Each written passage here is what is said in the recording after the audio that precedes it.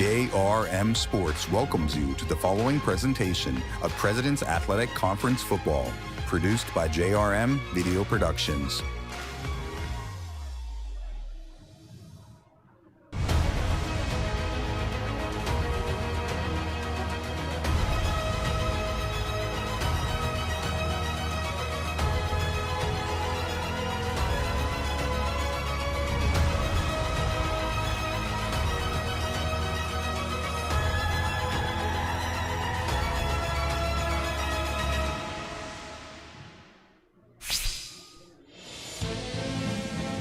On a beautiful Saturday afternoon in Western Pennsylvania, a top 15 matchup commences between a national power and the number 2 Mount Union Purple Raiders and the defending PAC champions, the number 15 Grove City Wolverines on KDKA+.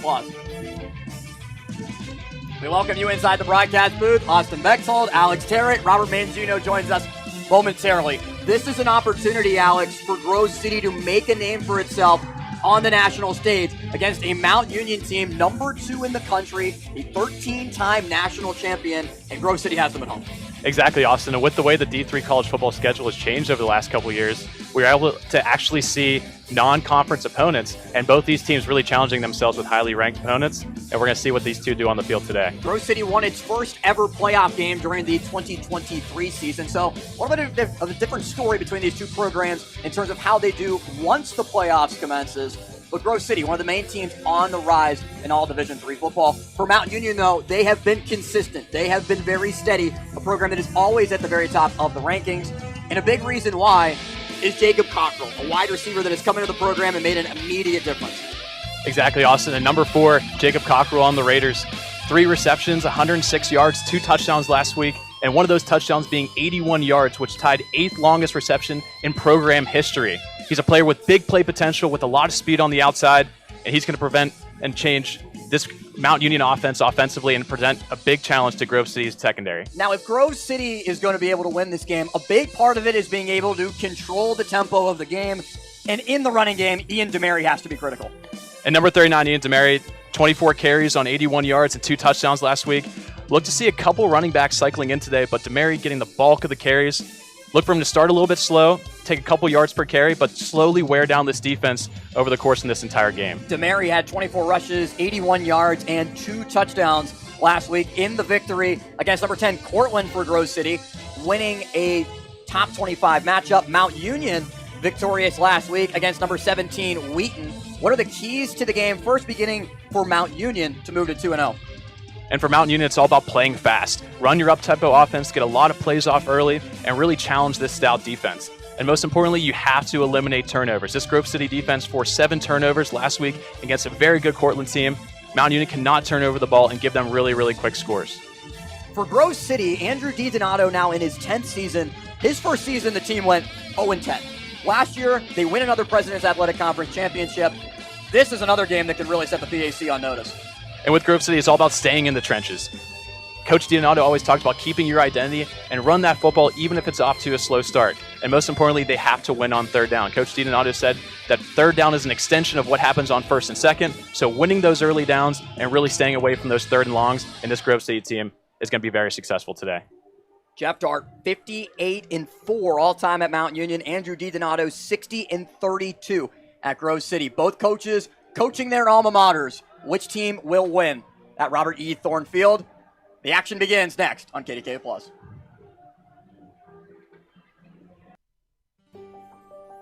If you need insurance, you need an agency that's sharp.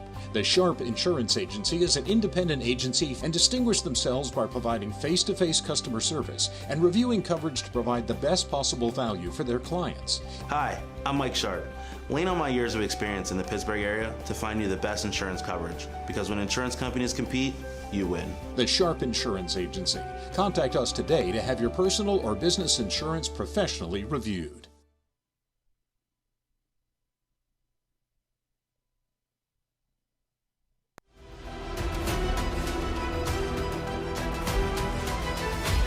What a score!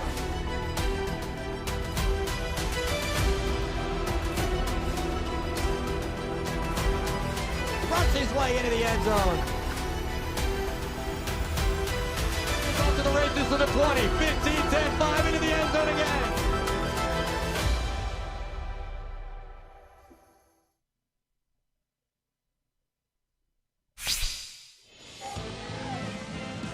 Mount Union won the toss and is deferred to the second half. Grove City will receive the football, but not before we send it to Robert Mangino. In talking with the head coach of Mountain Union, Jeff Dart, a little bit earlier today, he said, listen, it's all about turnovers. We want to be able to get as many as we can and keep from turning them over. And the big reason may be because of what Grove City was able to do last week, enforcing 7 turnovers. Now, Andrew DiDonato, he says, listen, it's about playing our brand of football. Ground and pound, keep it at our pace. If we can do that, we can win this game. That's going to be a very important part of this matchup as we are underway from Grove City with the kickoff resulting in a touchback. And it will send out the Grove City starting offense, put up 30 points last week, under the direction of Sutton Ellis, a junior quarterback at 5'11", 205 pounds. Last week, Alex, a little bit shaky, 10 of 22, 135 yards, was definitely helped out by the 7 turnovers forced by his defense. We know that this offense is going to have to play the best football they can against a defense that's ranked very high in the country. And they will begin at the 25-yard line. Ellis, number 17, the junior from Brunswick, Georgia.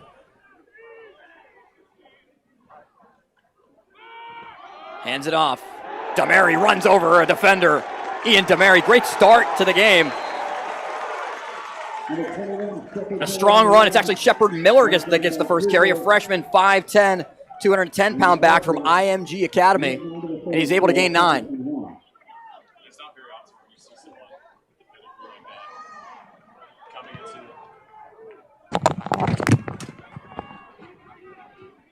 So second down and 1. Ball at the 34 and a half yard line. Ellis in the shotgun. Hands it off again. Goes to the 40-yard line, just running past defenders. Another strong run for Grove City to move the chains. And we're moving the chains really early now for Grove City. This is exactly what they want to do. This is their identity of football that Coach DiDonato's talked about. They want to run the football. They want to keep going to it all day. And if they're getting this success early on, watch out for later in the game. Demary in the backfield with Sutton Ellis. They line up a receiver to the far side, one on the near side as well. A tight end in the formation on the near side. They give to Demary. Stacked up at the line of scrimmage right away. Flag comes in at the snap as well. A little bit of extracurriculars at the end of it as well, as Caleb Brown was first there, and Demary lost his helmet and has to come out for a play. Caleb Brown just screaming through the middle of the defense. Is able to get to Demary. But ultimately the penalty going against the Mount Union Raiders and just basically erasing that huge play by Caleb Brown. Yeah, Mount Union offsides on the play. Put the ball at the 45-yard line. So they bring Shepard Miller, the freshman, back into the game with 2 receivers to the far side. One lines up to the near side to the junior Ellis. Andrew DiDonato, head coach of Grove City, runs the offense. Logan Pfeiffer, the star quarterback from a year ago, multi-year starter, graduated. It's now Ellis's team, and he looks to throw for the first time. Trying to take a shot downfield, one-on-one coverage, incomplete. He was looking for Daniel Sullivan, the junior receiver. Only had 1 catch last week. Good coverage offensively from Mount Union. And that's the type of aggressiveness you have to be against this Mount Union defense. You get the early penalty, give those 5 yards early on in the drive, and then that's the time to take a shot. 1st and 5, you kind of set up yourself still well on second down. Look to see them go back to the ground game. Shepard Miller remains the back on second down and 5. Clock stops at 13-17 here in the first quarter. Opening drive for Grove City, the number 15 ranked team in the country. Defeated number 10 Cortland last week on the road. Ellis will hand it off. Miller only able to gain a yard. Miller had 8 carries for 26 yards a week ago. One of the best high school programs in the country at IMG Academy. And we knew Grove City was going to throw in a couple different backs. Coach Dionato said, don't be surprised if we see 3 backs in this game at some point. And so far, a healthy mix of Shepard, Miller, and Ian DeMary. Chase Rankin, the third running back into the game now, lines up with Ellis to his right. 3 receivers to the far side, 1 to the near side. Seth McGroarty, the lone receiver, lined up to the near side of the formation on 3rd down and 4. Ball at the 46. They need midfield. Ellis looks to McGroarty. He's got it. And McGroarty on a little slant pattern. Needed 4, got 5, and moves into Mount Union territory. And McGroarty, on this little in cut, has the leverage that he wanted on the outside. And that's just an all-possession catch. He knows he's just got to secure that football. He's past the sticks already. And now this is the Grove City offense getting into a groove early and have the Mount Union defense on their toes. And Mount Union makes 5 defensive substitutions on 1st down and 10, with DeMary returning to the backfield. Ellis checks with the line. The 3 tight ends to the near side of the formation. He shifts DeMary to his right. Ellis looking to throw. 1 receiver in the pattern. It's Sullivan. Looking for Sullivan, just a little high. And Ellis is 0 for 2, looking for Daniel Sullivan. And Sullivan's going to be by himself on this side of the field. And you're loading up the box with all these fullbacks, tight ends, bringing everybody in tight, and then you split Sullivan out on the outside. And sometimes you really like that one-on-one matchup. And Ellis really just trying to get started in the past when the run game is already going so well. Ellis had 14 carries just for 13 yards in the matchup against Cortland. A lot of pressure in the backfield on him, but was able to avoid some of it. As a 3rd-string quarterback just a year ago. Now it's his team. DeMary to the 40, to the 30. Ian DeMary, it's a foot race. Tries to stiff arm a defender, and he's down inside the 10. Oh, the line parted like the Red Sea for Ian DeMary to run right through and reach the red zone. And this is just a great play design. And then you see DeMary almost look like no one wanted to tackle him. Wide open through the crease of the defense. And that's just a big guy to be running an open field. But a good good touchdown-saving tackle there by Mount Union. DeMary brought down at the 6. It's a similar formation with Sullivan isolated to the far side. DeMary remains the back.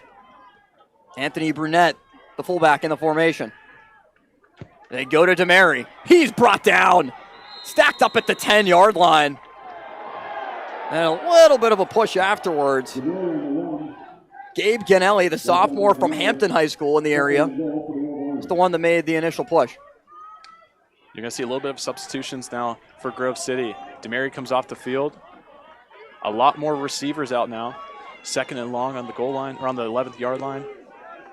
See what we can do with Sutton Ellis here, finally getting his first completion. Rankin returns to the backfield with 3 receivers far side. They line up McGroarty, isolated to the near side. The loss backs up Grove City. 2nd down and goal at the 10. Ellis, design quarterback keeper. Ellis at the 5. Ellis still going. Ellis runs over a defender into the end zone. Touchdown, Grove City. Sutton Ellis calls his own number from 10 yards out. The Wolverines strike first. And just let your QB take it in himself. Not very successful in the pass game, but he's going to do it with his feet. Sutton Ellis doing what he does best and just tucking that ball and run and plowing into the end zone with a little bit of help from his offensive lineman, Nathan Trainer.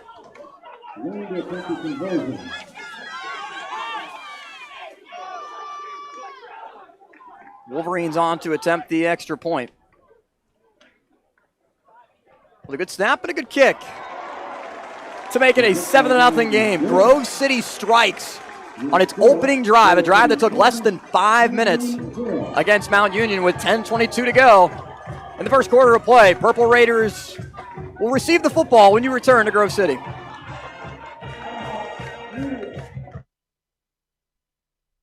Miller's Mini Storage has the extra room you need. For more than 3 decades, our storage facility in Elizabeth, Pennsylvania has offered secure, affordable, and accessible storage solutions. Miller's Mini Storage has you covered. Simply bring a lock and key to keep your items safe at our location. New insulated units are available with dawn to dusk access. Storing with us is easy and convenient. Visit millersministorage.com today and reserve your space. Miller's Mini Storage. Your space, your way.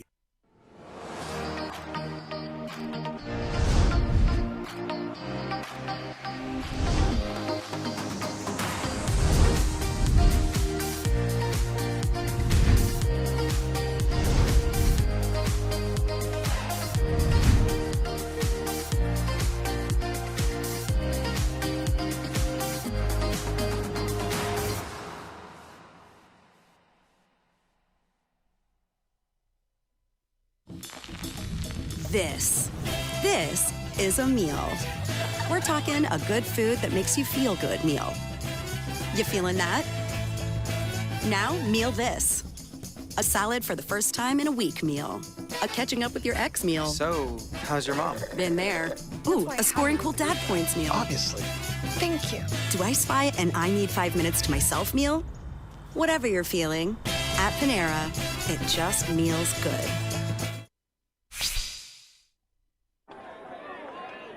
Seven 0 Grove City leads. Austin Bechtold, Alex Terrett, and Robert Mangino alongside here on KDKA Plus.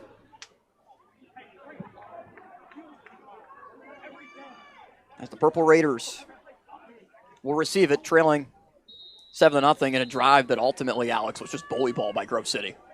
And that was just exactly what Grove City wanted to do. And they did get a little bit of help with some penalties early in the drive, especially when they took the negative plays in the run game. They got it all back with the penalty yards. Darnell Williams back deep for Grove City to return it. And he let it hit the end zone and go for a touchback. So Mount Union will begin at the 25-yard line. Under the direction of Mikey Maloney, a freshman quarterback, 6'1", 195 pounds, from Concord Township, Ohio. Threw for over 300 yards a week ago. 5 touchdowns in the victory against number 17, Wheaton, 37-29, in a game that Mount Union led 37-7 at one point in the third quarter. And Maloney's going to have his work cut out for him this afternoon with a really good Grove City team who's returning over 8 of their starters on defense from last year. That was already one of the best in the country. Maloney lines up with Darnell Williams, the running back to his right. Send a man in motion towards the near side of the formation. That's Steele, the tight end. First pass is caught, and a gain of just about 9 yards for Jacob Cockrell, one of the players that we highlighted before the game. 3 catches, 106 yards, 2 touchdowns a week ago. And it's just that speed that you just cannot deny. And every time you see him one-on-one on the outside, just look for Maloney, because he's going to look exactly in the direction of Cockrell and just take what the defense has given him. 2nd and 2 at the 33. Mount Union in its white uniforms with purple helmets, purple pants, and a handoff to Williams. Williams breaks off one tackle. Williams still going. Williams is loose to the 40, the 30. Grove City won't catch him today. Darnell Williams, touchdown. Pure speed by the Purple Raiders to return the favor. And if you're Grove City, you kind of knew what you're getting into with this Mount Union team. And there's a reason why they're ranked number 2 in the country. And as soon as Darnell Williams gets a little bit of separation, that speed is just undeniable. And he just leaves everybody in the dust. A 67-yard touchdown run for Darnell Williams to respond to the Grove City touchdown. It only took 2 plays for the Mount Union offense to strike. Merrick on for the extra point. Up and good to tie the game at 7. Well, we knew that Mount Union had speed, and that put it completely on full display. And also, we talked earlier this week about what gets you a number 2 ranking in the country, and a lot of preseason polls, a lot of matchups that you see during the course of the year. But I mean, once you see that type of film get put on, it's really easy to rank them very high. And Grove City has a very good defense. And first play, a 10-yard pitch and catch to Cockrell, and then immediately Williams takes that second play, 60 yards to the house. It's just incredible what that team can do. Jeff Dart is in his 6th season. He has a .934 winning percentage. His losses all come in the playoffs. And that's what Mount Union football is. As soon as the regular season comes around, right, they take care of business. They prepare well. And as soon as it's time for week 1 and week 2 to come around, they're just in midseason form already.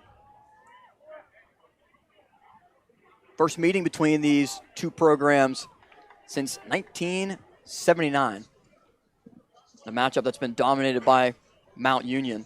7-0-1 with all the games being played in the 1970s. The first matchup was in 1970.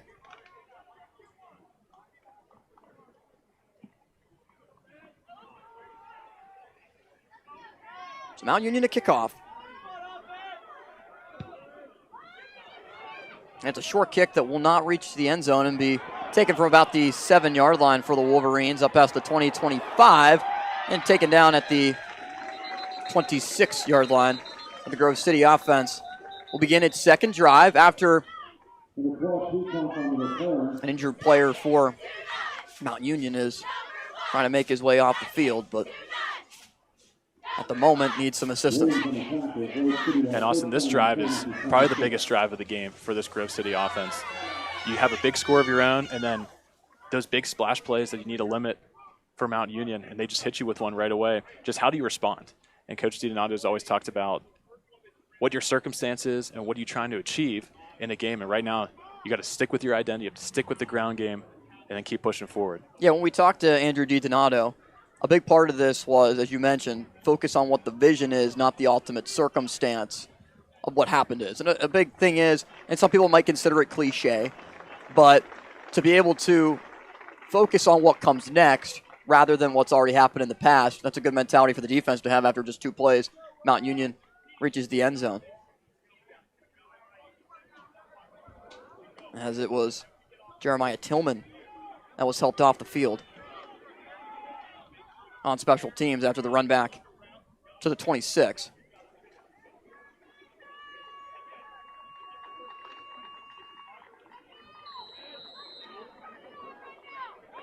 Shepard Miller is the back.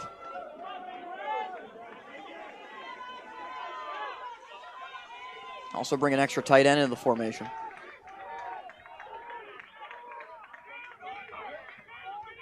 Ellis hands it off. It's Miller running near side. Miller breaks off one tackle. Can't get away from the flurry of extra defenders that come to help out, including Caleb Renard, senior from Wisconsin, to make the stop. Mangino, a fast start down on the sideline in the first 5 minutes.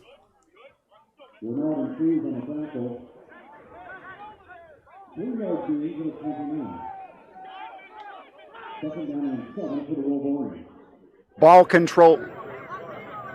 Nice and slow ball control for Grove City on that first drive. Just what they wanted to be able to do. But that big play, you can't give up that big play against a team like Mount Union. Now, how does the offense try to pick up the defense on 2nd down and 7? It's a design run for Ellis. Ellis loses his helmet, and the play is dead at the 30-yard line after only a short gain, as Ellis's helmet just popped right off, and now he has to come out for 3rd down. And 3rd down, you have a backup quarterback that's come in the game now for Sutton and Ethan Wiley. And now he's going to be forced to throw the football. And I'm wondering if Coach DiDonato is going to let him rip one or even design another QB run to see if they can get as many yards as they can. Now, Wiley has experience, was the backup a season ago, a senior 6'3" from Mercer, Pennsylvania. With Rank in the back on 3rd down and 6. 2 receivers far side, 1 on the near side. Tight end also in the formation. Wiley has time, delivers, passes broken off, incomplete. Thrashavulu on the breakup. Senior from North Ridgeville, Ohio, forces 4th down. And Thrashavulu just does an amazing job of breaking on that ball. We see a little outcut, and then Wiley throws that ball just a little late, and then Thrashavulu just makes a great play, finishing through the ball and not through the player. Transfer from Trine. Had an impressive debut last week, leading the Purple Raiders with 8 tackles. Now Grove City has to punt. Mason Ashby is back deep for Mount Union. Punt is away. Fair catch called for and made at the 29. So decent field position for Mount Union on its 2nd drive after the defense is able to force a 3 and out.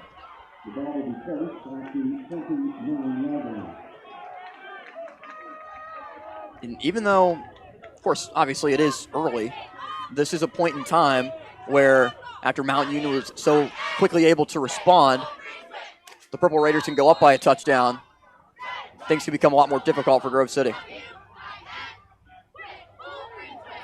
Maloney in the shotgun. Takes the handoff. Craftsing route. It's caught. Grant on the reception. Grant picks up the 1st down. Gains 16 before he's upended at the 46. And this is what's so tough about this Mount Union offense is they have so much speed on the outside at receiver, and then you just have a confident quarterback in Maloney who's young and just has a rifle of an arm, is able to fit it in those tight windows. In that case, Grant had a lot more room to work with. See them go back to the same thing. Sean Thomas in the backfield on 1st down. Grove City showing blitz. They bring 5. Quick pass, caught again. Nick Turner on the reception and into Grove City territory of the 48. A lot of quick passing plays so far. And that's what they're trying to do. They're trying to make sure that Grove City doesn't have an opportunity to get to Maloney. Maloney is making the right reads. The coverage is bailing slightly. It gives those underneath routes a chance to open up. And Jeff Dart talked about how dynamic Ben Bladel is, the outside linebacker for Grove City. Defensive player of the year, and a flag before the snap.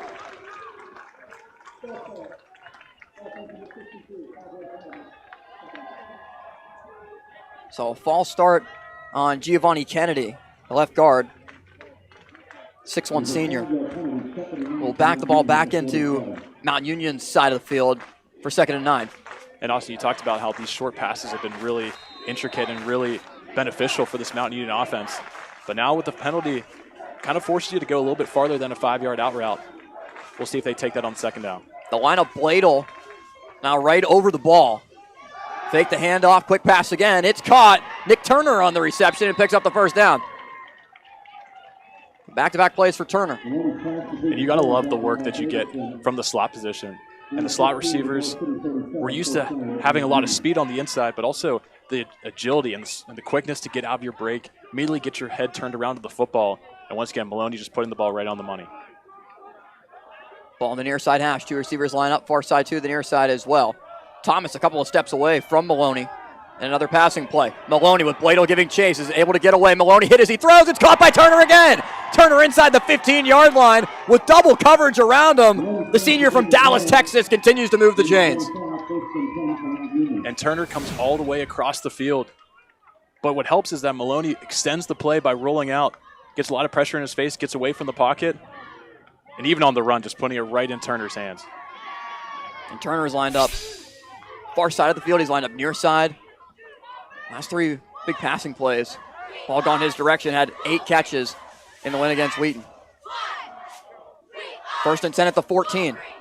They'll hand it off. The call goes to Thomas, running near side. Thomas has the edge. Thomas, touchdown! Sean Thomas reaches the end zone from 14 yards out, and Mount Union with 13 unanswered points. And also, we talk about the pass game, that entire drive, and Maloney and what he's doing with his receivers, especially Turner. And then you forget about the run game. On that last drive, you saw that 60-yard touchdown by Darnell Williams, and then Sean Thomas turns around and gets you another explosive play back in the end zone. Merrick on to attempt the extra point.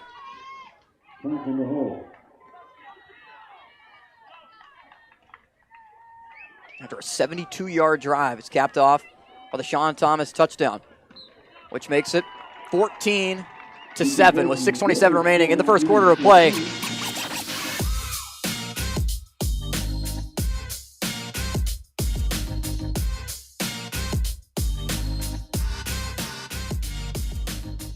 Have a nice day, family.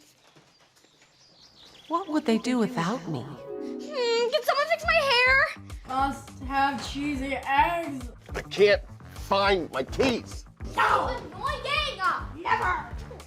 I'm the king of Oh, I need some help. I better get more life insurance. You're irreplaceable, but a life insurance policy from GBU Life can provide your family with the resources for a well-planned future. Visit gbu.org to get started. A house is just 4 walls, but a home, that's something more. At Your Town Realty, we don't just work here, we live here. We're small by choice, with deep roots and real relationships that go beyond transactions. And because this city means so much to us, we give back, year after year.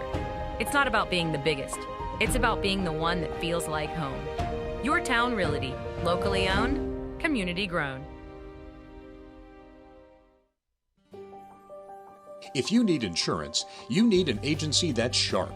The Sharp Insurance Agency is an independent agency and distinguish themselves by providing face-to-face customer service and reviewing coverage to provide the best possible value for their clients. Hi, I'm Mike Sharp. Lean on my years of experience in the Pittsburgh area to find you the best insurance coverage, because when insurance companies compete, you win. The Sharp Insurance Agency. Contact us today to have your personal or business insurance professionally reviewed.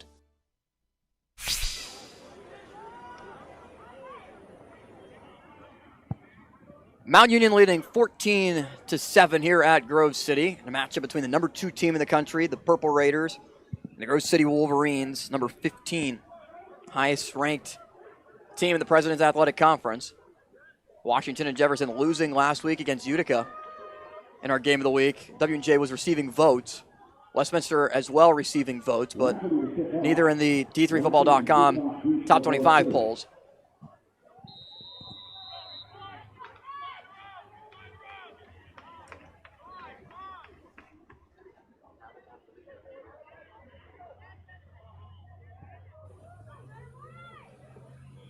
So in a 7-point game, Grove City will get it again. And take it from the 2. With some open running space. That collapses in, breaking off one tackle. But just shy of being able to reach the 20-yard line on the run back for Breck Peacock, the junior wide receiver.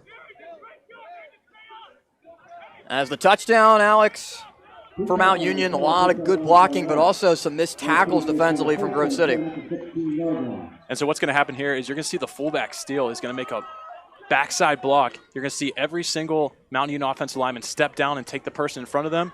And then as soon as Steele makes that backside block, Sean, number 21 of Mount Union, is going to come all the way back around and then score that touchdown. So when you play it, you're going to see Sean Thomas is going to get that football. He's going to take it in for a score.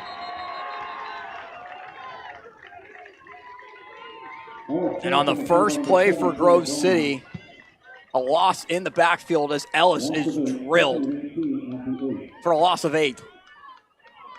So 2nd down and 18 facing the Wolverines. And after a significant first drive, it's been going backwards for the Wolverines.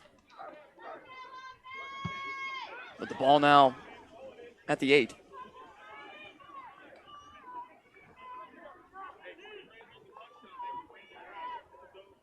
Ellison shotgun.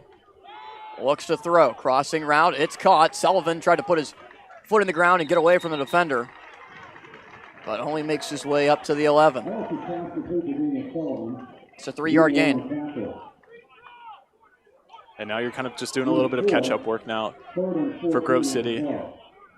You kind of dig yourself a little bit of a hole now, but it's not too far away out of your grasp. Still 5 minutes left in this first quarter. But what you can't do is just give the ball right back to the Purple Raiders, who cannot be stopped on offense right now. 3rd down and 14. 3 receivers near side, 1 isolated to the far side. It's Sullivan. He's been the top target so far for Ellis in the first quarter. Breck Peacock, 7 catches, 105 yards, and a touchdown last week. Haven't been able to connect yet. Here's Ellis, under pressure, steps up. Rolls far side. Ellis gets tracked down out of bounds. Ellis just had no one to throw to, and Keenan Cruz, the senior from Lutz, Florida, forces 4th down. And I'll tell you, Austin, this defense is fast, and the way that they just pursue Sutton Ellis and just corral him down and not even give him a chance to throw that football down the field and not even attempt to throw to get that first down. Connor Adelman, the safety, also brought the help. Force 4th down and 11. Ellis actually picked up a little bit of a chunk.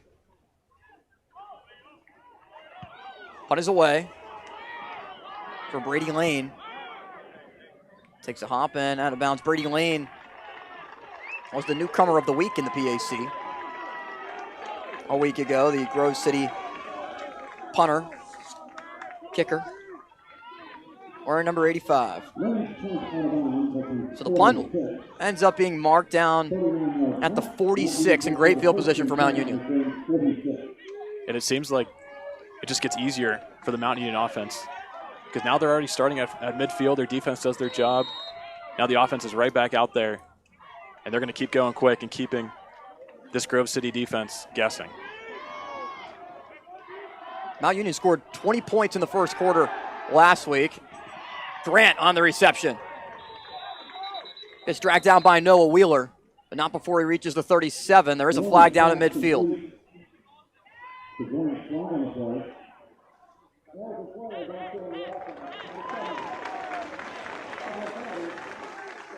Fred Fevrier, the left tackle, was the ineligible man downfield.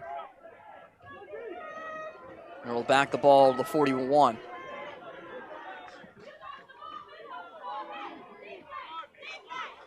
First penalty on Mount Union. Inside 4 minutes here in the first quarter. 5 receivers in the pattern for Maloney. Spreads out the Grove City defense that looks a little confused on the far side. Pass is caught. Reception made by Cockrell, but only a short gain to about the 45, where he's dragged down by Jack Jolly. And so Cockrell's going to notice zone defense right off the bat. With 5 guys spread out, just hitch up immediately where you are, find that window, and just get down. Able to make this another manageable second down. Jolly 68 tackles a year ago, 9.5 tackles for loss and 3 sacks.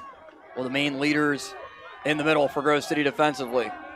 With Jolly, Bladel, and Brubaker, kind of hard to find a linebacking core in the country as good as that. With Maloney looking to pass. It's caught. Nick Turner tries to make a move, but is taken down right at the sticks. It's a pickup of 11 before Broden Davidson brings him down. And you're going to see, like I said in the last play, Grove City playing a lot of zone defense with all the speed that the Mount Union receivers have. And the best way to break a zone is to make sure that your quarterback can put the ball where it needs to be, and Maloney is just doing that. Both all shotgun offenses. Quick passing plays and efficient passes as well. Wyatt Steele, the tight end on the near side of the formation in motion. As they fake the handoff, and Maloney will run with it. Maloney brought down at the 40. Brubaker and Klaus on the tackle.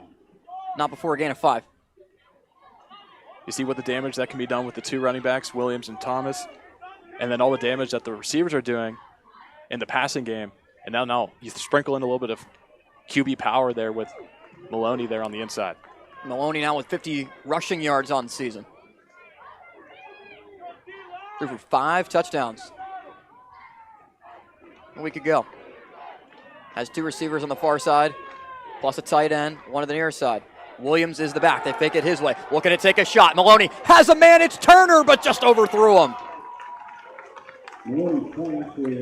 Nick Turner was able to sneak his way past Grove City defensively, but just a little bit too much on it from Maloney.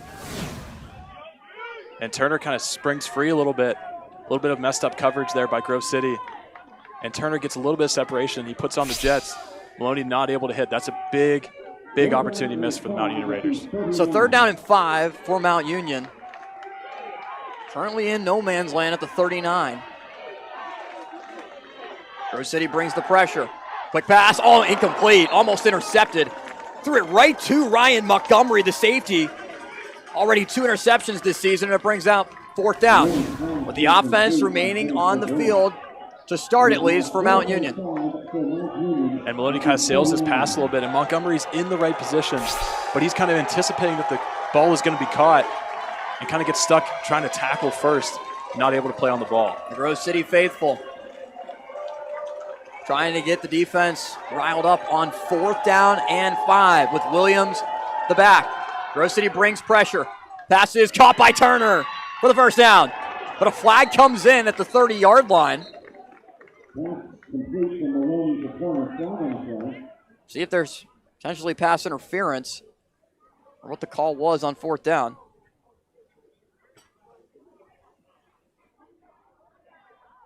See if we can get another look after they announce it. Discussion here. What the call is. An offensive pass interference called against Mount Union. A huge play on 4th down.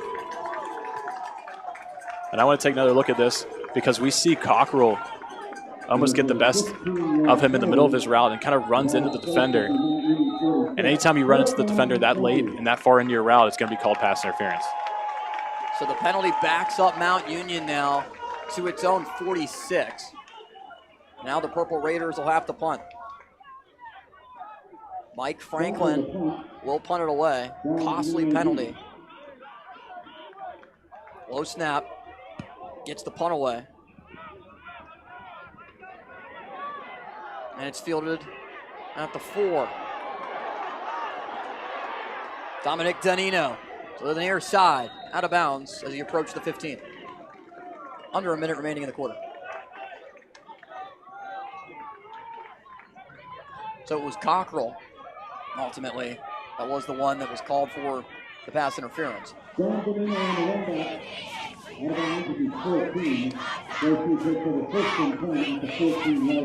It gives Grove City an opportunity now. The ball at the 14. After the defense was able to get them the ball back. After Mount Union did everything it wanted on the first two drives. DeMary is the back on first down with Ellis. He gets the call. And DeMary only picks up 3. And that was a big hold by Grove City, and the offensive pass interference by Cockrell definitely helps them in that drive. And so now Grove City can continue to do what they do, and that's run the football. You've been in some early negative plays on the offensive side and forcing your quarterback to have to throw the ball and drop back and pass a lot more on third down. Try and set up yourself in third down by getting those first and second positive plays and getting as much of a positive gain on those early downs to set yourself up in third. Grove City returned 8 starters defensively, but a lot of changes on the offensive side of the ball.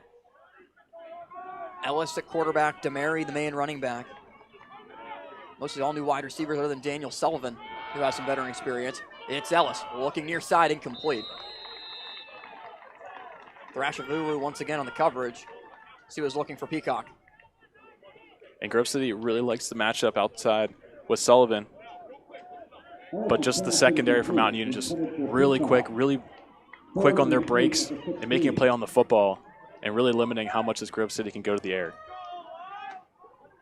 So third down and 8.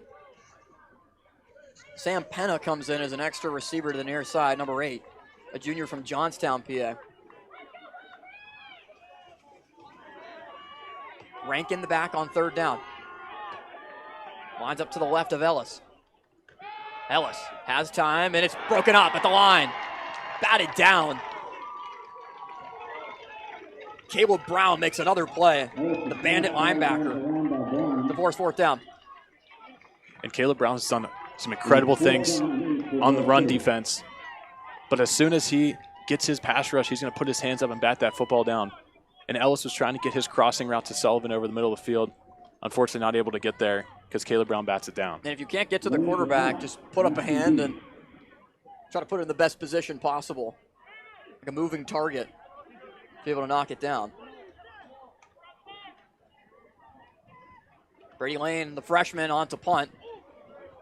High kick. Fair catch called for at the 43.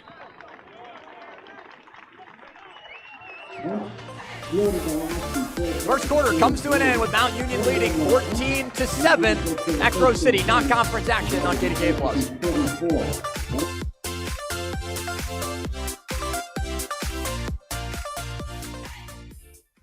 Complicated payment processing slowing you down?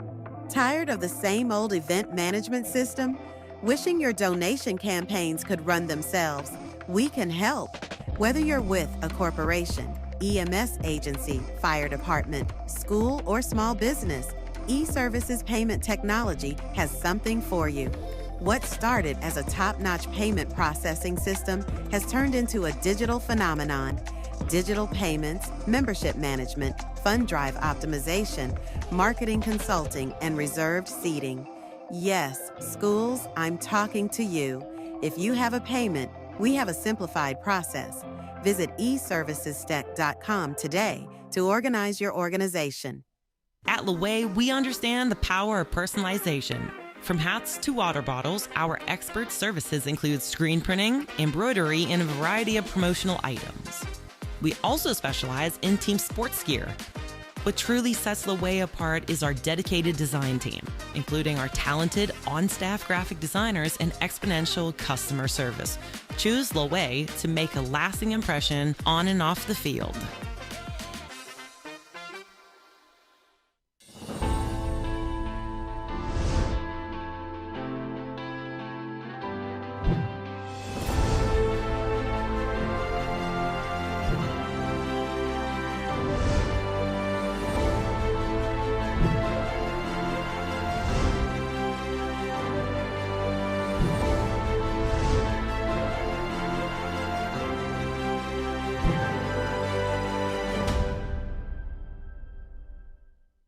When news breaks, KDKA is ready at a moment's notice, wherever the story takes us. This is what we're looking at on the south side. It's the Birmingham Bridge, East Carson Street. Got a roof off of a building. Breaking down what's happening in your community. Vehicles stuck near Myersdale, Somerset County. The mayor here tells me this is some of the worst flooding he has ever seen. Giving you the most accurate, up-to-the-minute information. But let me give you a look at the car that he was driving. KDKA TV, your home for breaking news. Cheerleaders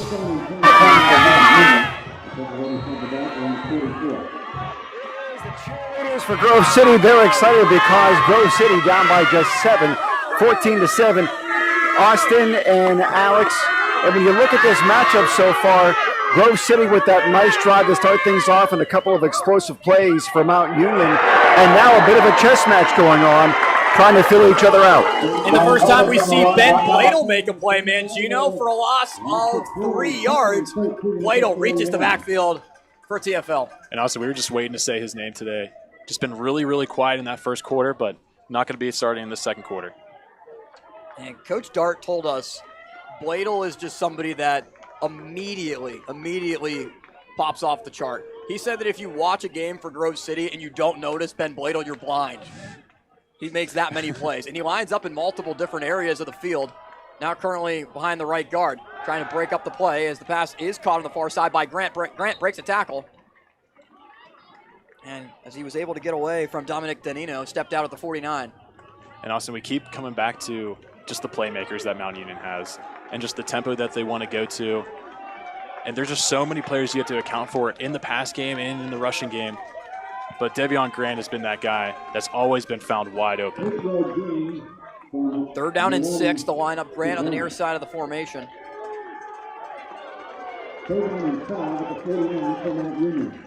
Maloney in shotgun, needing the 46.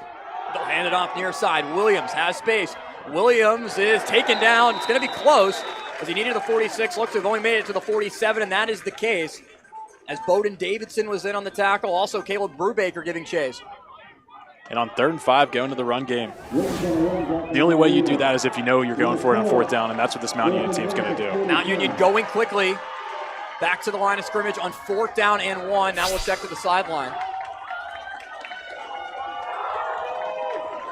Bladel currently lined up over Fevrier, the left tackle. Williams in the backfield, also Thomas. 2 backs, one either side of Maloney. They give it to Williams. Williams picks up the 1st down. Davidson tried to make the tackle in the backfield, but Williams was able to scamper away and pick it up to the 44-yard line. And also, you got to love the balance that this Mount Union offense is showing. They rely heavily on the pass, but this game you get a great mix of the run and the pass. On 3rd and long, you go immediately to the run game, and on 4th and short, you go right back to the run game. Just this mix of run and pass has been really hard for this Grove City defense to figure out. And they went quick to the line just in case Grove City wanted to substitute.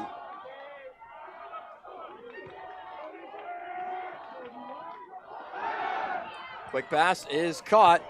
Cockrell gets away from the first defender. Not the second, though, as the help came from Jolly and others. Another solid gain on 1st down. And also, what these small routes to Cockrell and Turner and Grant, just a couple yards down the field, turning around and catching that football, is just making these Grove City defenders tackle in open space and really force them to consistently tackle your playmakers over and over and over again. And eventually, when you see one missed tackle is where you get the big play. Empty backfield for Maloney on 2nd down and 4. Looks far side. Maloney over the middle. Has a man open. It's Turner. Turner down to the 10. And Turner just splits those safeties. He's able to run that seam perfectly. Maloney perfectly paced throw. Puts a little bit of loft on it. And you're going to see just barely getting over top of the defender and right in the hands of the receiver. And another thing there about that pass for Maloney. Perfect pocket. Great protection by the offensive line up front. On 1st and goal. High snap, they give it to Thomas. Thomas runs far side. Thomas to the 5. Thomas still going close to the goal line, but is marked down at the 1.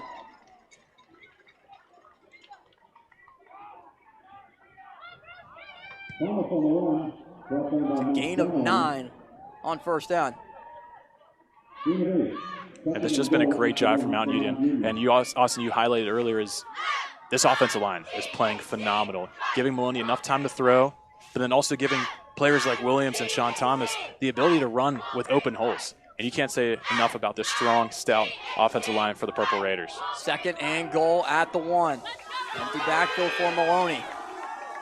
Now they'll bring Thomas into the backfield as well as Williams. Maloney will keep it himself.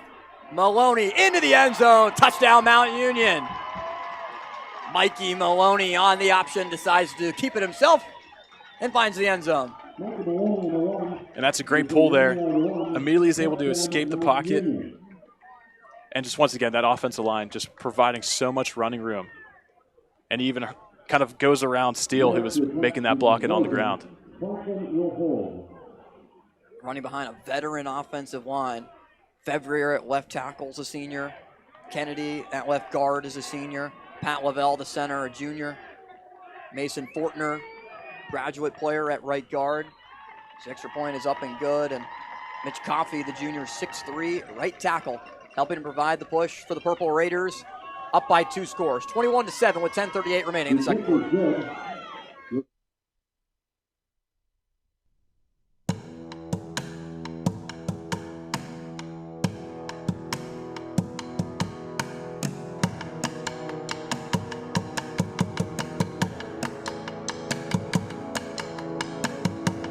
Now is the time.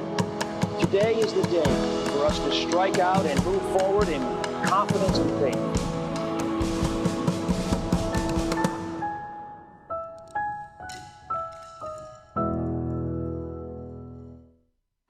Stay connected with all the action. Follow JRM Sports on X, Instagram, and YouTube. Get the latest highlights, exclusive content, and behind-the-scenes moments from your favorite sports. Don't miss a second. Follow us today. 20, 15, 10, lock in, touchdown. High pass is caught. He's got it. What a play. And it's a foot race. Thanks for fixing the door. I was nervous about that lock. To your family, you are more than just your income. What would she do without me? She'd probably have to marry our next door neighbor, Todd. Well, Todd, I have no feelings for you whatsoever, but I'm going to have to say I do. I can't afford a handyman. Gotta get some life insurance. Although you're irreplaceable, a life insurance policy from GBU Life can provide the financial security your family needs for a secure future. To get started, visit gbu.org.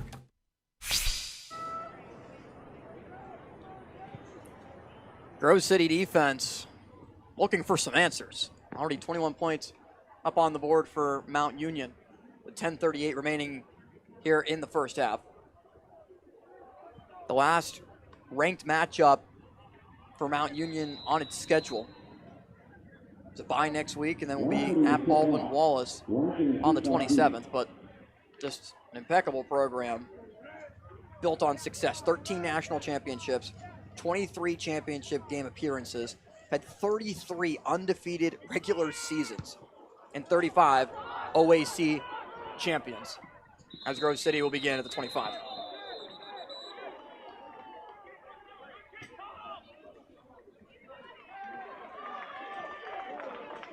Basically the Alabama, the Georgia of D3 football. And it's just the way that they recruit, it's the way that they practice, it's the way that they play, and the way that they train all offseason. And this program is just built on success, and it comes from successful people. And this coaching staff, Coach Dart, does a great job of making this team successful. And you just see that show up on the field every single week. DeMary's the back on first down with Ellis. In a tight formation. It's a quick pass to Sullivan. Sullivan out of bounds at the 31. And when we asked Coach Dart about it, like, how does Mount Union just continually find success year after year? There's no special magic to it. It's all about recruiting, development, and really just the will to win for players that want to go to Mount Union and keep the program as strong as it always is. And also the best part about it is once you have success and you get over that hump and you maintain that success, it's so much easier to keep building and keep recruiting because players want to come and play for a program that's this successful. Yeah, when you can consistently compete for national championships, and he said, even though, sure, it's a D3 national championship, it's a national title.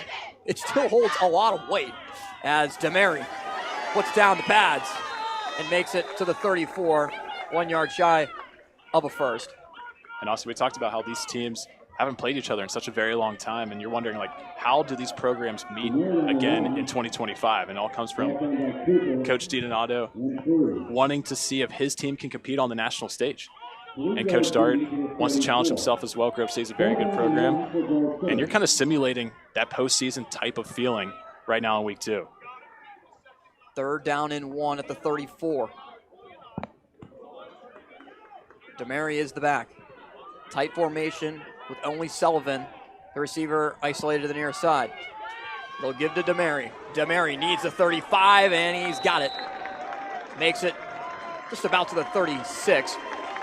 And Andrew DiDonato said, originally, look, he took over a program that was 0-10. They had a stretch, 30 losses in a row. Like, this is a program that has been built, in a phrase that they like to use at Grove City, brick by brick, to be able to get to this point where the message was always brick by brick and build and compete for PAC championships. Now it's PAC championships and national championships, and see how you stack up against one of the best teams in the country. They trail by 14. With 8.5 left in the first half. Ellis has time, delivers, passes, caught. Peacock on the reception, breaks off one tackle, Peacock breaks another, and it's inside the 40. Just a well-placed ball from Sutton Ellis away from the defender, and Breck Peacock makes his first big play. And Peacock just makes this play. Ellis is able to put it high enough to get away from the defender, but then Peacock goes up, contorts his body, is able to stay in bounds, and then push his way up the field. And this is the explosive play that Grove City really needed on the offense. Costa Thrashavulu almost knocked it out as Peacock running downfield. Thrashavulu punched at the football. And Peacock made his way to the 38 to set up DeMary on the carry. DeMary makes his way to the 31. Gain of 7 on first down. And also, you can't say enough about DeMary. 5'7", 225 pounds as a running back. And we talk about how big this offensive line is, and then you have another guy like that running behind that big offensive line. There's nothing better when you see on the run game. Yeah, for DeMary DiDonato. runs like a bowling ball, just right downhill. Trying to knock over pins on his way to pick up a first down. He's the Peyton Hillis of Grove City. Oh, in a way, yes. They bring in Shepard Miller as the back on second down. Fake it to him and try to take a shot towards Sullivan. Sullivan just can't grab it as it's off his fingertips, incomplete. And we haven't said much about Sutton Ellis in the pass game, but this is as good as a ball as you can throw. A little fade route out to Sullivan.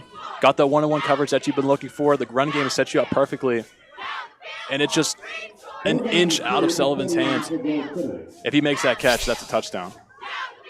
And I'm sure if you ask Sullivan, that's probably one that he wants back. He had a step on the defender as well. He's isolated near side. DeMary's the back to the right of Ellis. Peacock to the far side. They give to DeMary on third down. DeMary needing the 28. Looks to have just got there. Officials now signaling it's fourth down. But now they're going to trot out Ian Quinn, get another offensive lineman out there on the field. And Ian Quinn's 6 foot 295. Just an extra guy on that offensive line. And once again, with DeMary in the backfield, Mount Union's got to stack the box to take account for that. They bring in Dustin Hoddle as well. Another fullback in the formation. As Ellis will now go under center in the eye. Fourth down and 1. Ellis gives to DeMary. DeMary doesn't look like he got there on fourth down, and Mount Union holds on 4th and 1. Ian DeMary did not reach it, and the Purple Raiders forced a turnover on downs. And everybody in this stadium knew Grove City was going to run that football right to DeMary. And Mount Union stacks their box, but is immediately able to get that interior pressure and get DeMary stopped before he even gets his legs going. I don't know, Alex. I'm a little surprised they didn't go quarterback sneak. As DeMary, just right off the push here, Mount Union did a great job trying to run behind Luke Jolly, the senior right tackle at 6'8". And DeMary, no running room. But also, you can't say enough about Caleb Brown. And he's that first defender to meet DeMary in the hole. Even while he's getting blocked by his side, he's able to just push through and stop DeMary right in his tracks. Tillman and Brown, two of the defenders that were in there. Now Maloney tries to take a shot to the far side. It's caught by Grant. And Grant picks up 18. And Austin, just seeing this play development from up here and just seeing the type of separation that these receivers are able to get for Mount Union.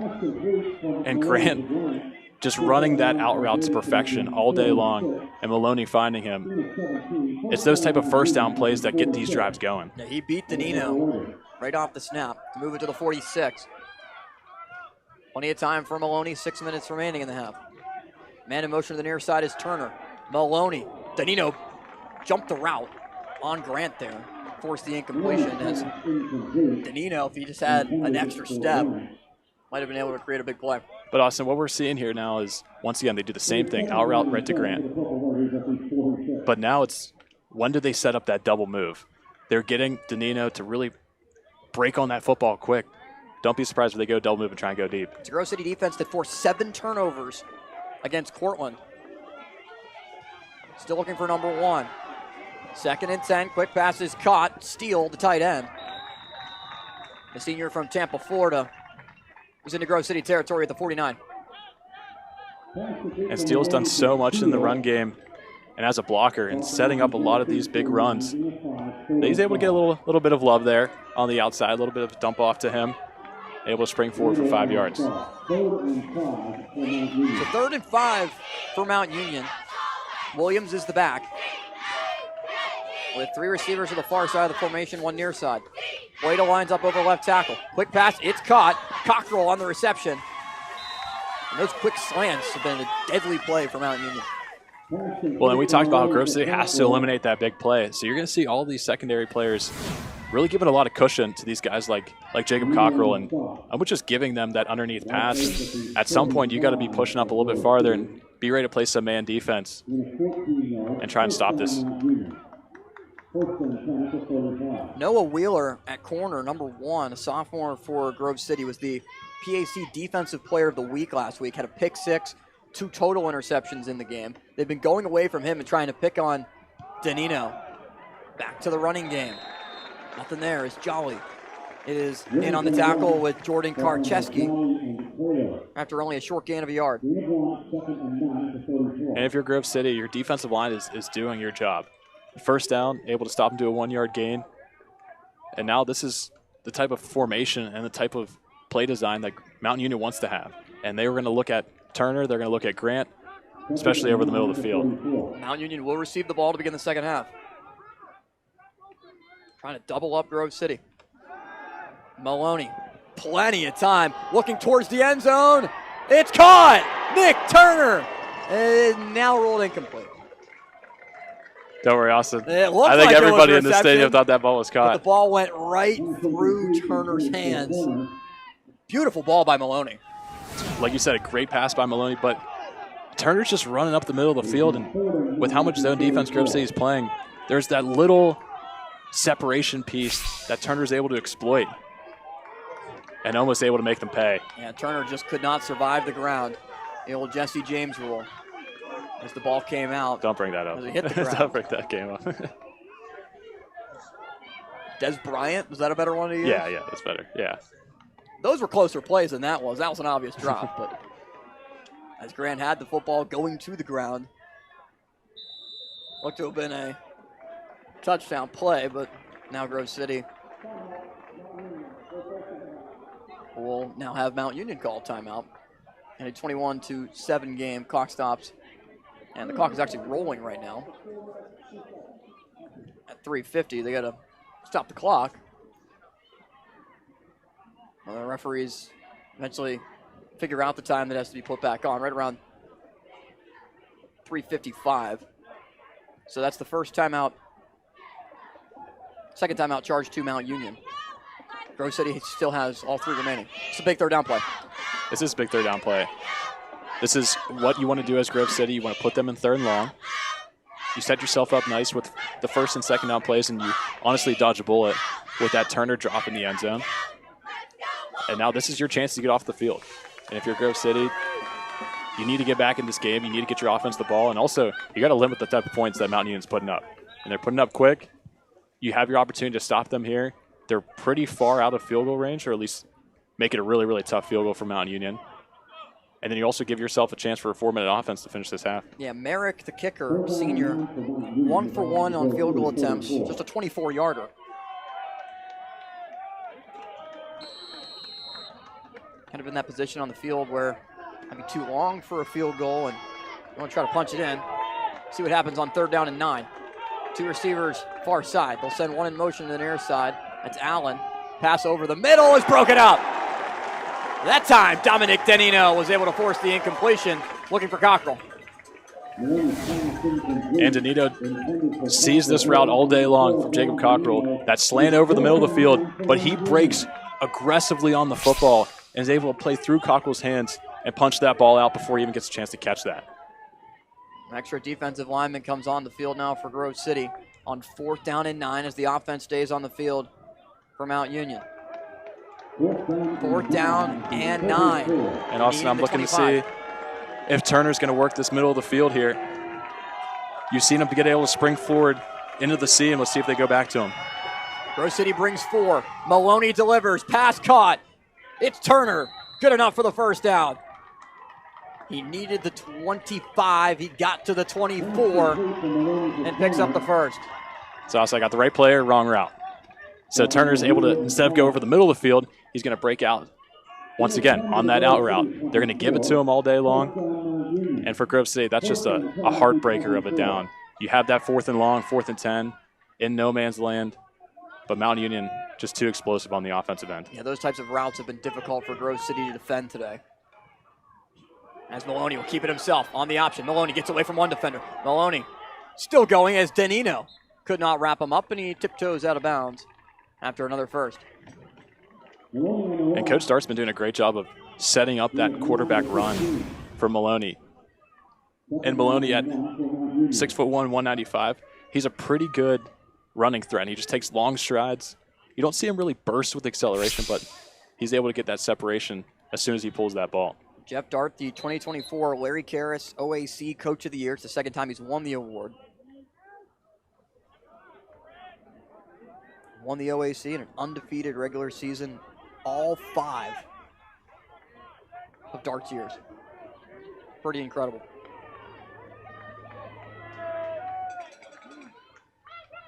Here's Maloney on a quick pass. It's caught. Cockrell towards the end zone, but he's down at the 1. It's a gain of 14 yards for Jacob Cockrell. And once again, you see Cockrell on that slant route.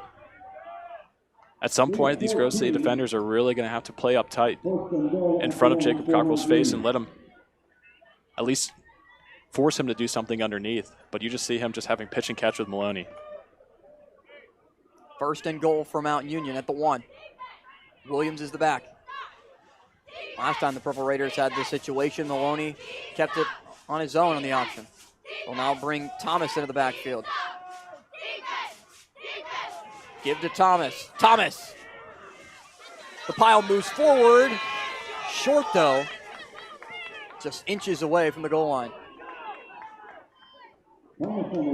And Thomas trying to get that extra yard. And he gets a little bit of help from his offensive line, but then this Grove City defensive line is the strength of their team, and they're able to hold and make Mount Union run another play.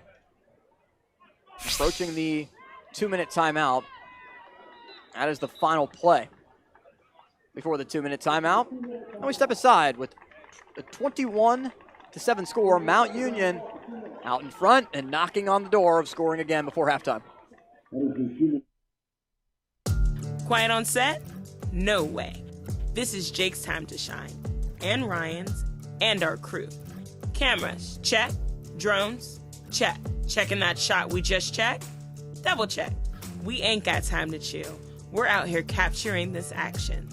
This is when we get to work, to bring you every moment live, no matter what. Broadcasting changes everything. Transform how you experience the game with JRM Video Production. Hey, Ma, where's the dock? It's in the garage. Oh, yeah. Good morning, everybody. Today is the day. Let's take a quick look at the weather and traffic. It's a chilly 22 degrees out there, so bundle up. We'll be hanging out all day, so don't forget to stop by and see us, grab some hot chocolate, and support a great cause.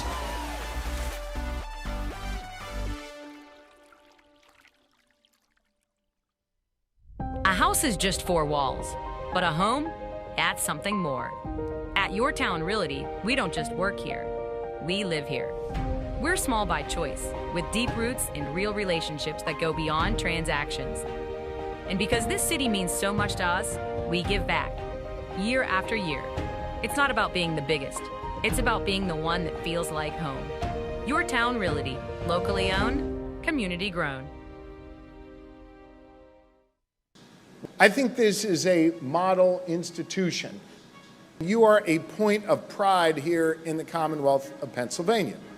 You understand that going to college is also about what you do after college and making sure you are arming your students with the opportunity to have the skills they need to go out and chart their own path to success in their futures.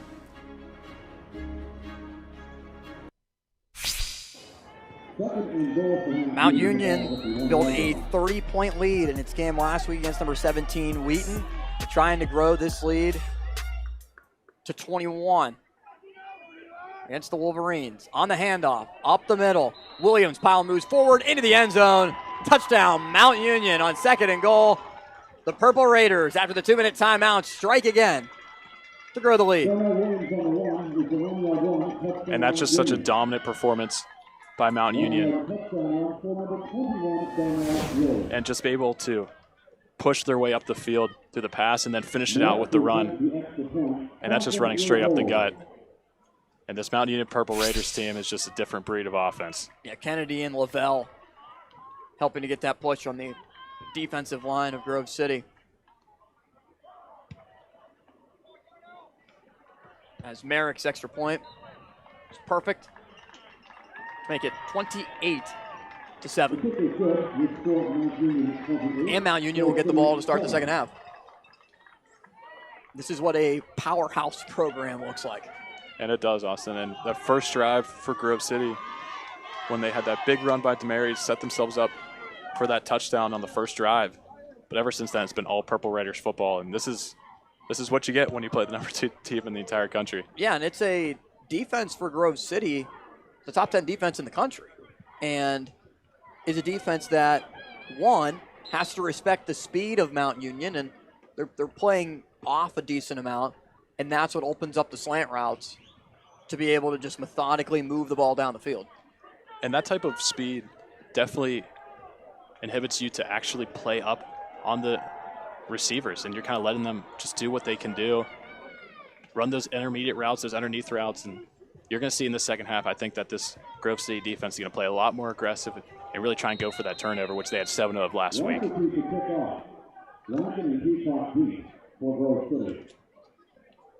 Coach Dart has led Mount Union to the NCAA Championship Stag Bowl twice, including last season. The runner's up. As the ball bounces at the 1-yard line, Grove City has to field it. Not much running room up to the 16 as the ball did not reach the end zone, took a favorable hop off the kickoff for Mount Union as Peacock was only able to take it to the 16. And this drive's going to be really interesting. You're kind of forcing Grove City against the clock. They still have 3 touchdowns. Or sorry, 3 touchdowns. 3 timeouts, my fault. But let's see what they try and do. If they stick with the run game or if they spread out wide. And it looks like they're going to do that with 4 receivers on the field. Yeah, does Grove City become aggressive depending on what happens on the first play of the drive, or maybe the first 2 plays of the drive. As it's a quarterback run for Sutton Ellis. Ellis, first down. Ellis breaks up 1 tackle. Ellis to the 30. Forward progress puts him close to the 31. He's able to gain 15. Once again, bring a lot of receivers on the field and then just go into QB draw. Sutton Ellis, that's what he does best, is when he's running the football. And he's able to lay a hit there on the end of that run. And now Grove City still has time on their side, still got their 3 timeouts. I'm interested to see what they do on this next play. And if you're Grove City, you feel like you need to score on this drive. As Sullivan on the crossing route is able to pick up about 5.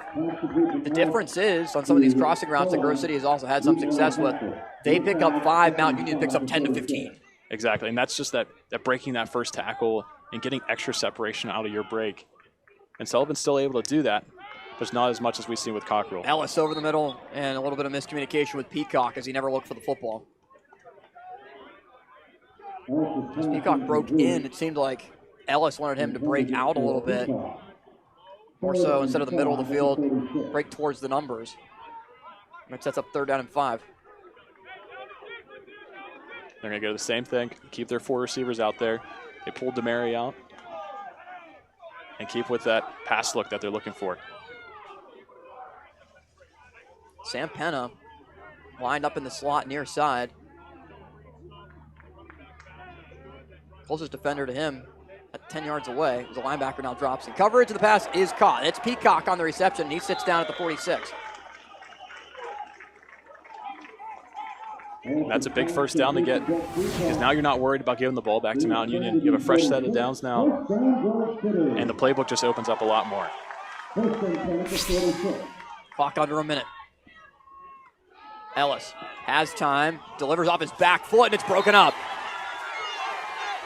Looking for Peacock, Weston Arthur had the coverage. Senior linebacker dropping back to make the play.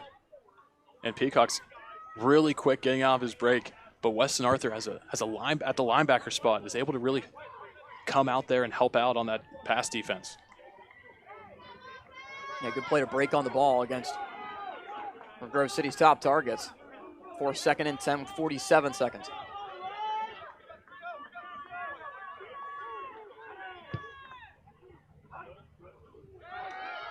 Ellis drops back, looking to take a shot, steps up, has running room, pass midfield. Ellis down at the 45. Yard shy of a first down. Grove City has 3 timeouts and elects to use one here.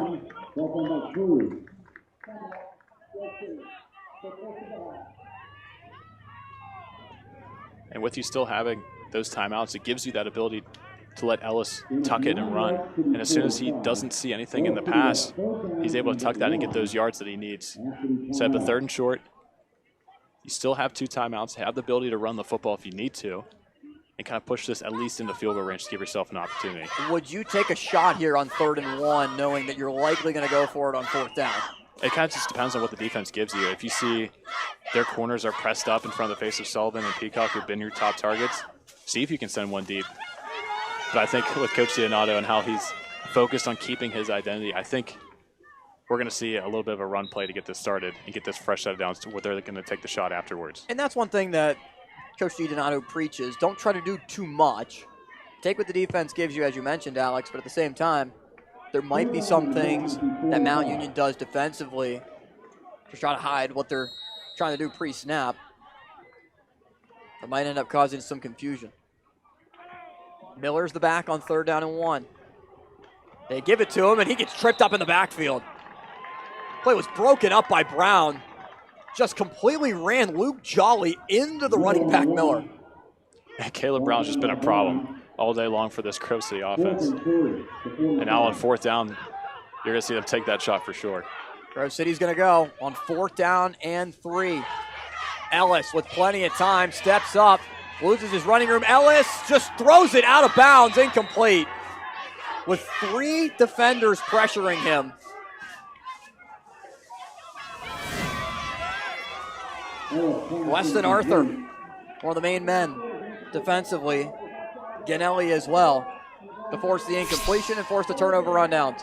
And Ellis did have Peacock over the seam, but I mean, with this pressure that this Mount Union defense is sending towards Ellis, he really doesn't have a chance to set his feet and really throw the ball with the velocity that he wants to throw it to put that ball in the right spot. Yeah, Ellis just had nowhere to go with it. So Mount Union takes over at the 47-yard line. Just 8 seconds. And 1 timeout. That's awesome. I'm thinking that they're going to go to either Turner or Grant through the slot. They've been really successful in those underneath routes and try and set up a long Hail Mary out into the end zone at the end of this half. Maloney on play action, looking to take a shot. Has all day to throw.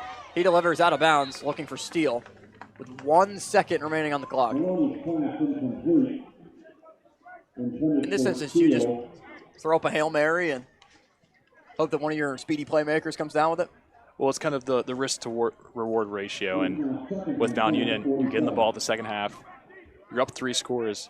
But what could hurt you the most right now is if Grove City can take one back off a Hail Mary interception. So don't give them a chance to make a turnover, and you're going to see them just line up and kneel this one out. So with 1 second remaining, Mount Union takes a knee. And we go to halftime in a 28-7 game. Mount Union all out in front of Grove City, the number 2 team in the country, has scored 28 unanswered points after Grove City was able to score on its opening drive. And what was a Grove City 7-0 lead, the power of the Purple Raiders has been on full display ever since, offensively and defensively. It's been a strong showing for them, as Mount Union will also receive the ball to begin the second half of play. And Robert Mangino is down on the sideline with head coach Jeff Dart.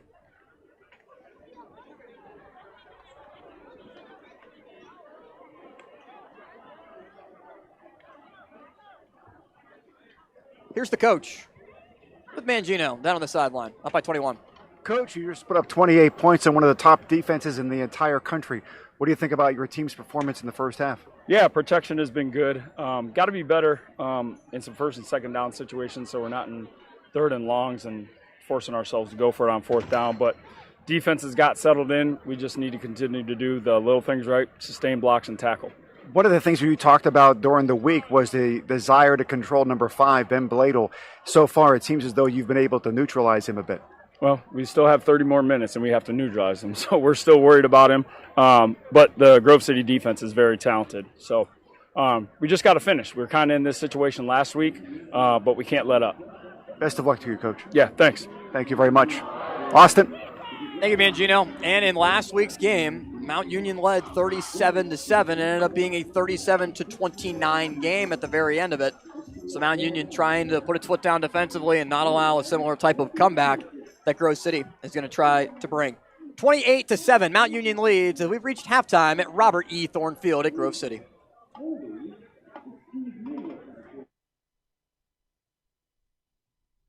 In every corner of KD Country. Reporting in Monongahela. In Derry Township, Westmoreland County. Wherever news happens that impacts you. This is a live video from McKeesport. Your community. Crews are on the scene of a large water main break in Banksville. Your family.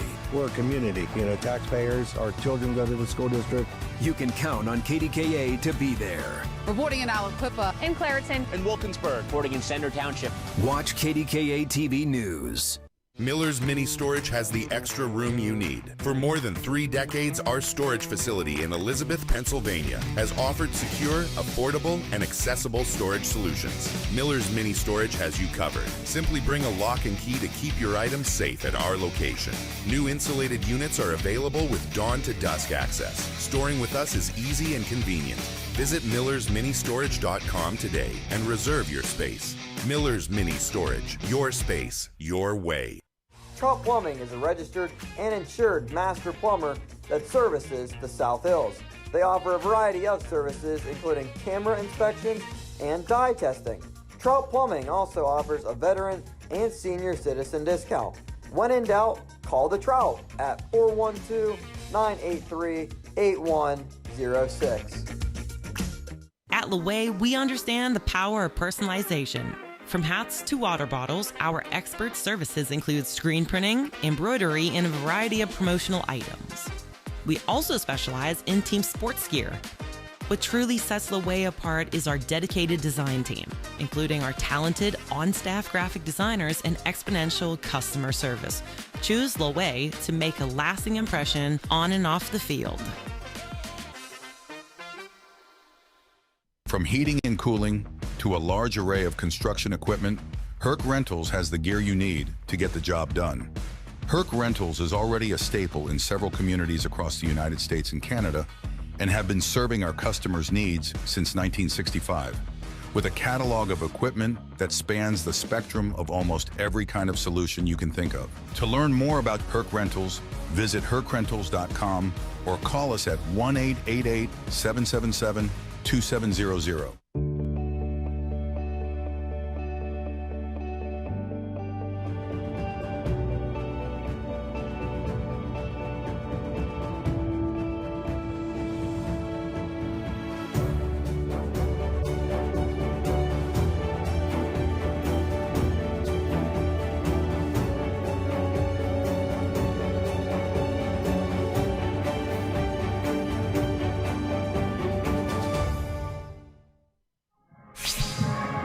It is 28-7 at halftime. It's all Mount Union. That top 10 defense for Grove City not able to show up much in the first half. A couple of big splash plays really gave Mount Union the big lead that they have. And we'll see what they were able to pull off in the second half, not only Mount Union, but also Grove City making those second half adjustments. Right now, we want to go back to an interview that Austin did back about a month ago at the PAC Media Day, when he had his opportunity to sit down with Coach Andrew DiDonato of the Grove City Wolverines. Here's that interview.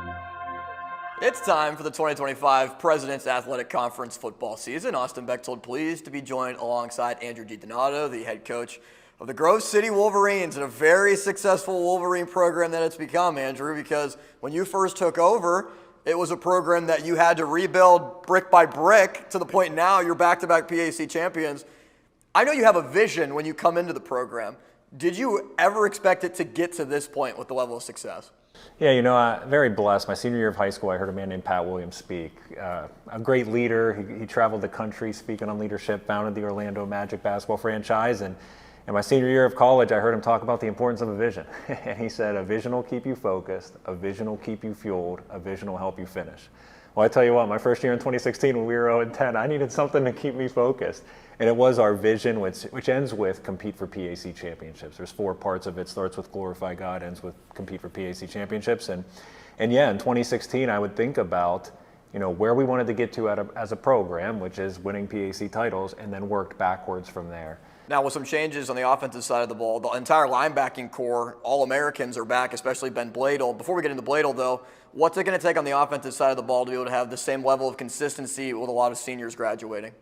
I mean, it's at the point where, you know, when we graduate an offensive line of 4 of the 5 members, Luke Jolly, who's back, the other Jolly, but those other 4 are going to have the same height, the same weight as a Grove City offensive lineman needs to have. You know, whoever those fullbacks who come in, you know, they're the same type of player that just graduated. I mean, to be a program that is competing in the top 25, you have to recruit that way. The only thing lacking there is the experience, and that's where we just need those guys to not worry about the circumstance of how many games they've started or things of that nature. But at Grove City, you have an identity. You know who you are, and we do know that, but as linemen, as running backs, receivers, quarterbacks. And we just, if those guys anchor in that, expand it every day, activate it by faith, we believe that we cannot miss a beat, and that's what we're going to try to do with those 3 qualities. Ben Bladel, do you think that he legitimately could play Division I football? Yes. Like, I wonder why he hasn't tried to explore those opportunities, because he's such a successful player. He's been a defensive player of the year in the conference. What keeps him at Grove City? I know that's a loaded question, but he's such an incredible player. I think a lot of people wonder, man, he is in the backfield every single play. How have you guys been able to develop him and get to this level of success? Yeah, so I can't answer for him as far as what's kept him here. I'm very thankful something has. Yes. But could he play Division I football? Absolutely. And those aren't just my words. I've talked to Division I coaches who said, we recruited him out of high school and I wanted us to take him. And, the thing about Ben is our vision has 4 parts to it. 2 of those are relationships and faith. He's been in my office and in multiple relationships in his life. To go on that journey with him and see that has just been so special, to have that relationship with him. And then the journey he's gone on in his faith, it's just been what an amazing testimony he's been. He's put that out on Twitter too, and as we talk about, and I share that because everybody sees the football accolades, but I do think it's the other components of our vision statement that has kept a special talent like that at Grove City. Joined by Andrew DiDonato from Grove City College. So how do you make sure that this season is the same level of consistency overall that you've seen over the last 2 years? We touched on it a little bit, but especially because you guys in the first 2 games of the year, non-conference, trying to schedule some significant opponents to be able to have that test going into the national playoffs if you can reach it. Yeah, we talk a lot about vision, but unless you're behind the curtain and actually in meetings with us, you may not know exactly what we mean by that. Because most people think vision, they think big picture and where you want to go. But to us, vision's more about who you are. So to answer your question, how do we continue this success? It's actually to not get caught up in where things might go in November, December, but good to great each rep, 1-0 each week. I mean, that was our motto in 2023 when we went 10-0. And I think living in that true definition of vision who you are, 1-0 each week, is the key for us to get through a very tough stretch here in September with great and talented teams that we play. Finally, what's one thing that you think people don't ask enough or inquire about enough about the program you want them to know? Yeah, I think we get a lot of great questions, and we talk a lot about vision, but it is all 3 components which are wrapped up in vision, process, love. It's, you start with a vision, you embrace the process each day that overflows in love. So I think it's the full aspect of vision, process, and love that maybe I'd like to be able to talk about a little bit more sometimes, and I appreciate you giving me the opportunity to do so. Coach, I appreciate your time. You as well. Thank you so much. Andrew DiDonato of Grove City. John Shumway is the most passionate transportation reporter in Western Pennsylvania. He could almost be a traffic engineer. How do I need to get to where I need to go? Should I leave early? And he makes sure that people understand what's important to them. His experience in the Pittsburgh area and his familiarity with all of the roads, John becomes almost an extension of our staff, getting the message out there. Watch John Shumway on the KDKA TV Morning News. Complicated payment processing slowing you down? Tired of the same old event management system? Wishing your donation campaigns could run themselves? We can help. Whether you're with a corporation, EMS agency, fire department, school, or small business, eServices Payment Technology has something for you. What started as a top-notch payment processing system has turned into a digital phenomenon. Digital payments, membership management, fund drive optimization, marketing consulting, and reserved seating.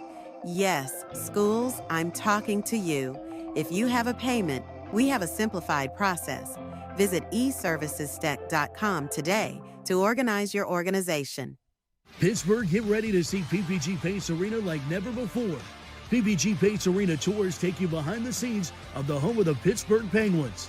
This is your chance to step inside the Penguins locker room and feel the history of the 5-time Stanley Cup champs. See the ice from a player's point of view and go where legendary broadcasters told the biggest moments in Penguins history. From championship stories to behind-the-scenes secrets, this tour is the ultimate Penguins experience. Visit ppgpacearena.com and book your tour today. A house is just 4 walls, but a home, that's something more. At Your Town Realty, we don't just work here. We live here. We're small by choice, with deep roots and real relationships that go beyond transactions. And because this city means so much to us, we give back, year after year. It's not about being the biggest. It's about being the one that feels like home. Your Town Realty, locally owned, community grown. Stay connected with all the action. Follow JRM Sports on X, Instagram, and YouTube. Get the latest highlights, exclusive content, and behind-the-scenes moments from your favorite sports. Don't miss a second. Follow us today.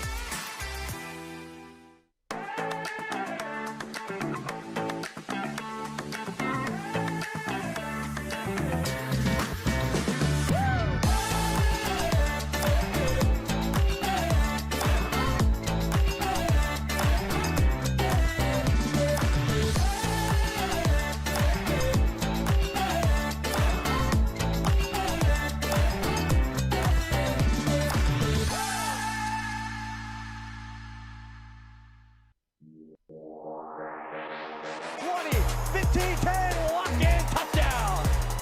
High pass is caught. He's got it. What a play, and it's a foot race.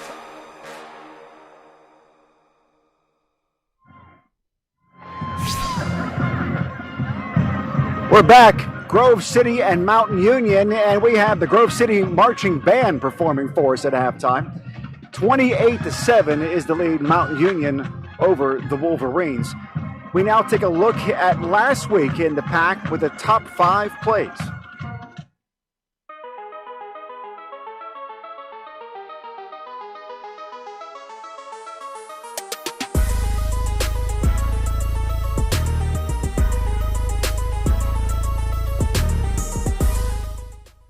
Welcome back, ladies and gentlemen, into the studio. I'm Ethan Spazarski, and when you see me, you already know what this means. It's time for the top 5 plays around the PAC. So let's waste no more time. We're going to hop right into it.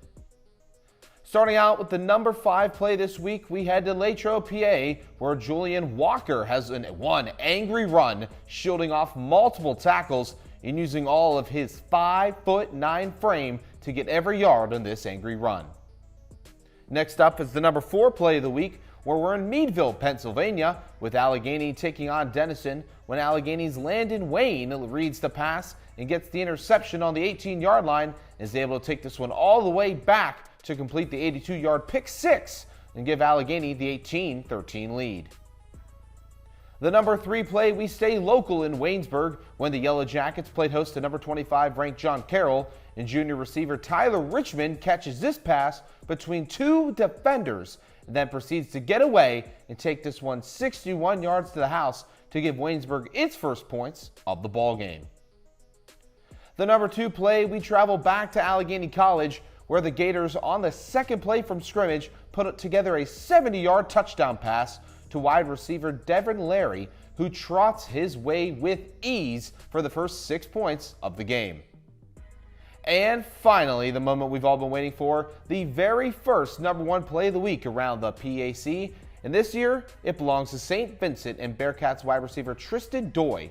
Not only did he have a solid catch, but he is able to use his best Walter Payton impression, sliding, bobbing, and weaving between all the defenders, and he falls his way into the end zone for the Bearcats score on Hilbert, where they eventually won 28-7, matching last year's win total after just 1 week.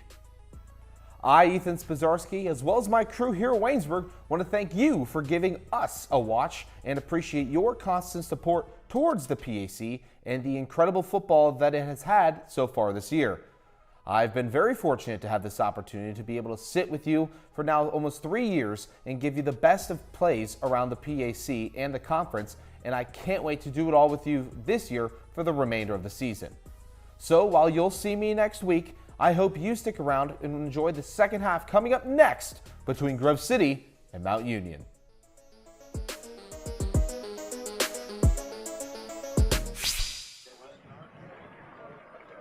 Number 15 versus number 2, and so far this afternoon, it's been all number 2. Mountain Union 28-7 over the Wolverines in Austin. And Alex, I'm thinking, halftime adjustments are huge right now for Andrew DiDonato. How do you get the offense going, and how do you figure out a way of getting that defense to show up, to show that they're really a top 10 defense in the entire Division III across the country? Yeah, Mangino, and I think that the main thing, at least for me, as we welcome you back inside the broadcast booth, is the defensive side of the ball. I mean, this is a top 10 defense that Grove City has that really, Alex, we were talking about it a lot just during halftime. They have not done a good enough job in zone coverage of being able to try to fool Mountain Union, and especially on the edges, there have been chunk plays of 10, 15 yards consistently over and over again. And for Mountain Union, it's been the balance of their offense, and they run the ball really well, 110 yards through the ground. But then that really sets up the pass, and Grove City's trying to stop the run, so they use a lot of zone coverage, and they're giving up 187 yards through the air in the first half. So 297 yards total offense for Mountain Union, and only 158 for the Grove City Wolverines. Yeah, and they've run the same amount of plays, 34, with 297 total yards for Mount Union overall in this game. And a big reason why is talked about Maloney. Only a few incompletions on the day. Now, the long for Maloney is only of 28 yards, but Turner, 6 catches for 94, Cockrell, 5 catches for 46 yards, Grant, 3 catches for 42 yards.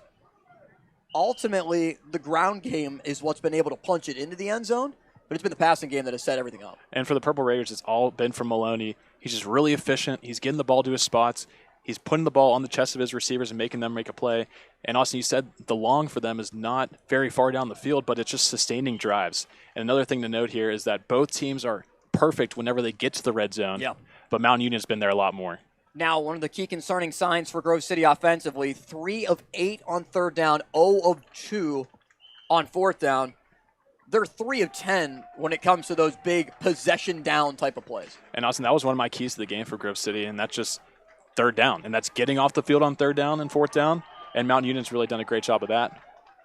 And then we're also seeing that the third down conversion rate for Grove City hasn't been there. They haven't been able to get off the field, and they also haven't been able to sustain many drives. Mount Union just 1 of 4 on third down. On fourth down, they're perfect. 2 for 2. And a big reason why is their ability to put together drives. Now, Sutton Ellis, on the first drive of the game for Grove City, called his own number, was able to reach the end zone from 10 yards out. But since 2 plays later, Williams finds the end zone from 67 yards out on the long run. The defense was just not able to catch him, using his speed to his advantage. The 5'8" graduate senior at 180 pounds from Cleveland, Ohio. Then it started to add on as Thomas was able to reach the end zone. Sean Thomas from 14 yards out for his first score. Add on the Maloney 1-yard touchdown run. Add on the Williams 1-yard touchdown score. And that's what gave Mount Union this advantage with 2 touchdowns in the first quarter, 2 touchdowns in the second quarter. And a big reason why has just been Maloney. A young player, an inexperienced player, was hurt last year. He ultimately has been clutch for Mount Union. 300 yards last week, 5 touchdowns. This week, his passing has set up the rushing attack. And Sutton Ellis is just 6 of 13 for 56 yards and has been sacked once. Mount Union will receive the ball to begin the second half when you return to Grove City in a moment. There's a connection between this station, these call letters, and this region that is relatively rare. A lot of us have been here for a long time, so we're not just pronouncing, here's what's happening to you. We're as invested in it as you are, for all of us in Western Pennsylvania. If you need insurance, you need an agency that's sharp. The Sharp Insurance Agency is an independent agency and distinguish themselves by providing face-to-face customer service and reviewing coverage to provide the best possible value for their clients. Hi, I'm Mike Sharp. Lean on my years of experience in the Pittsburgh area to find you the best insurance coverage, because when insurance companies compete, you win. The Sharp Insurance Agency. Contact us today to have your personal or business insurance professionally reviewed. At Laway, we understand the power of personalization. From hats to water bottles, our expert services include screen printing, embroidery, and a variety of promotional items. We also specialize in team sports gear. What truly sets Laway apart is our dedicated design team, including our talented on-staff graphic designers and exponential customer service. Choose Laway to make a lasting impression on and off the field. Trout Plumbing is a registered and insured master plumber that services the South Hills.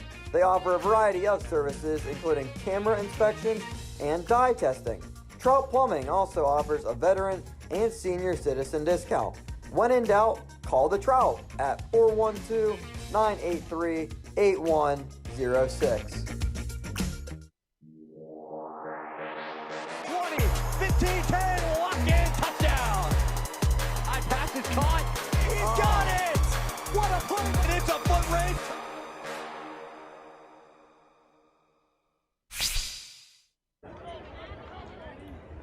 Mount Union will receive the ball to begin the second half of play. Austin Bechtold, Alex Sterrett, and Robert Mangino alongside. A beautiful day in Grove City, Western Pennsylvania. Wonderful football weather and what is typically unpredictable in September. And once we get into October, a great day. So football on a Saturday afternoon.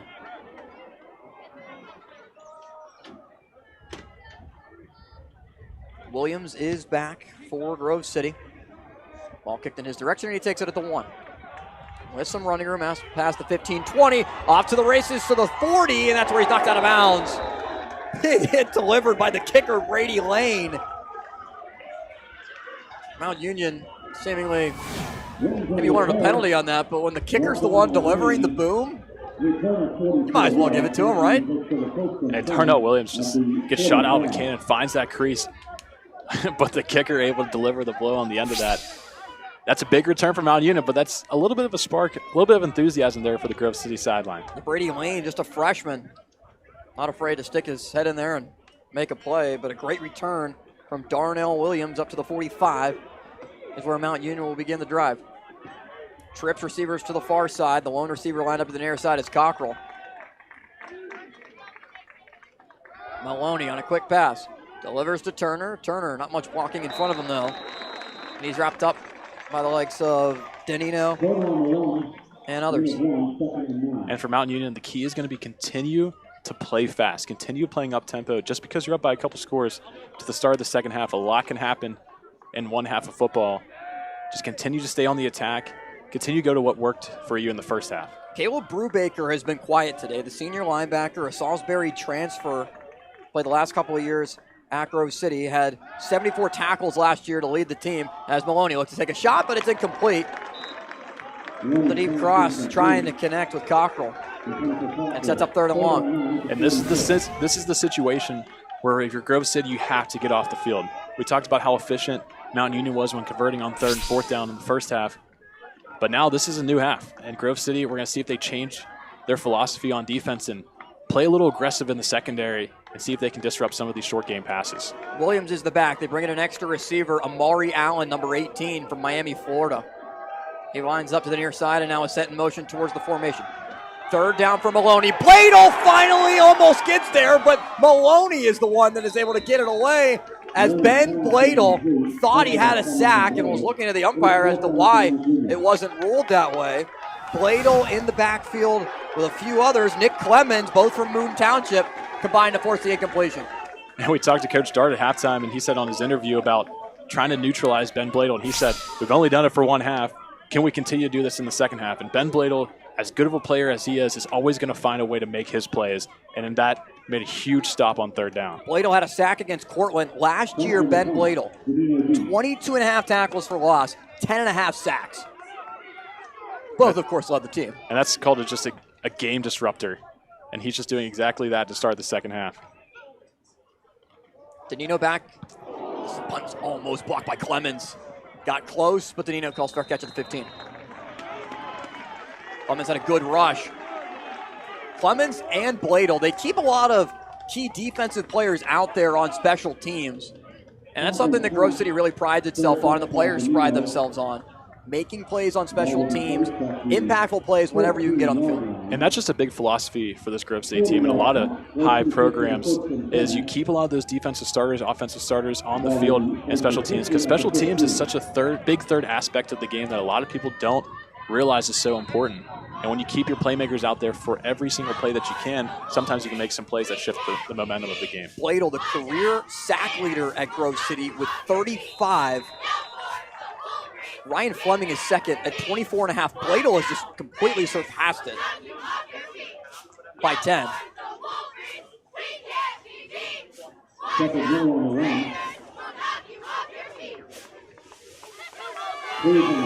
The carry on 1st down. Only made it back to the line of scrimmage. 2nd down and 10 at the 15. Forellis in the shotgun. Takes the handoff. A quick pass. High pass for Sullivan. Goes incomplete. Zach Liebler had the coverage. And so now for Grove City, it's you want to kind of mirror what Mount Union did in the first half, because you're going to see that these Mount Union corners are going to give you a little bit extra separation. They're going to be pushed back a little bit farther into coverage, and they're going to allow you to throw the ball underneath and not give up the big play. Grove City defensively was able to force Mount Union into its first 3 and out. Offense trying to prevent a 3 and out of its own, and we'll move back 5 yards as Nathan Trainer moved early. So it'll be 3rd and long for Grove City. Penalty will back the ball up now to the 13-yard line. They need to get to the 25. So it's 3rd down and 12. So the short pickup on first, the incompletion on second. They bring Rankin back into the backfield, standing to the right of Ellis with 3 receivers to the near side. Ellis under pressure, delivers a wobbler for Sullivan. Sullivan can't bring it down as Liebler, good job to break up the ball intended for Sullivan, and it sets up 4th down. Grove City does go 3 and out. And Ellis knows where he wants to go, and he finds the right spot. He's just starting to sail his balls a little too much and has it hang up in the air a little long, and Liebler able to make a play through the ball. Because Sullivan had his hands on it, just a little bit more zip on the ball. Would have made it a completion and a 1st down.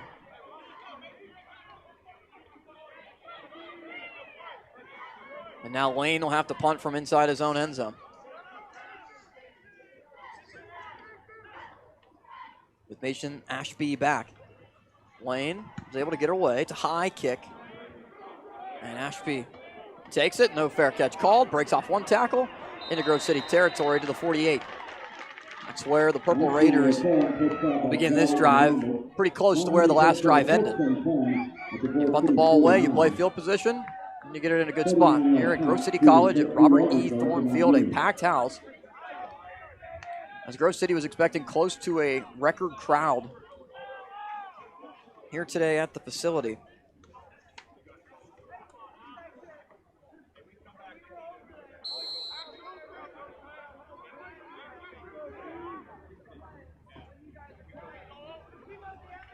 First down for Maloney. 3 receivers line up near side.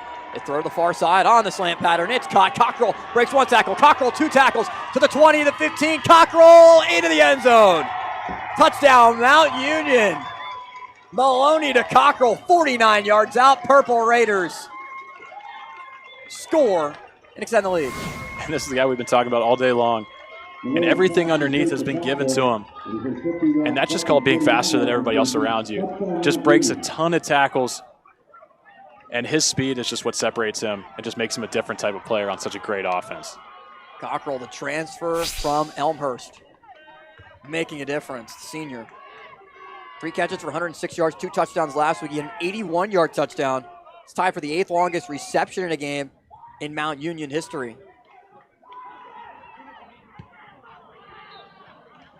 And Merrick adds on the extra point in a 35-7 game with 13:08 remaining in the 3rd quarter of play. Mount Union strikes again on KDKA Plus.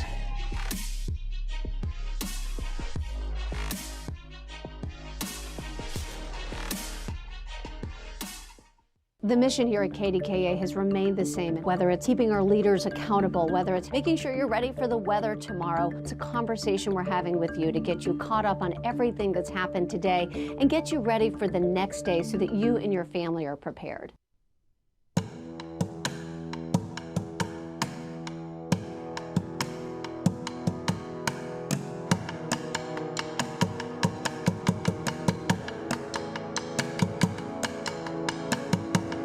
Now is the time.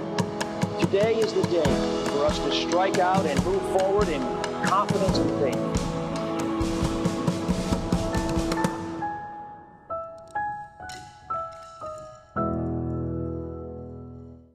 Miller's Mini Storage has the extra room you need. For more than 3 decades, our storage facility in Elizabeth, Pennsylvania has offered secure, affordable, and accessible storage solutions. Miller's Mini Storage has you covered. Simply bring a lock and key to keep your items safe at our location.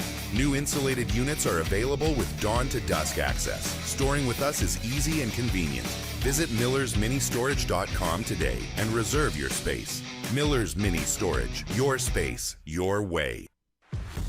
This Saturday, tune into JRM Sports on YouTube for D3 college football as the Teal Topcats battle the Allegheny Gators this Saturday at 7 p.m. only on JRM Sports.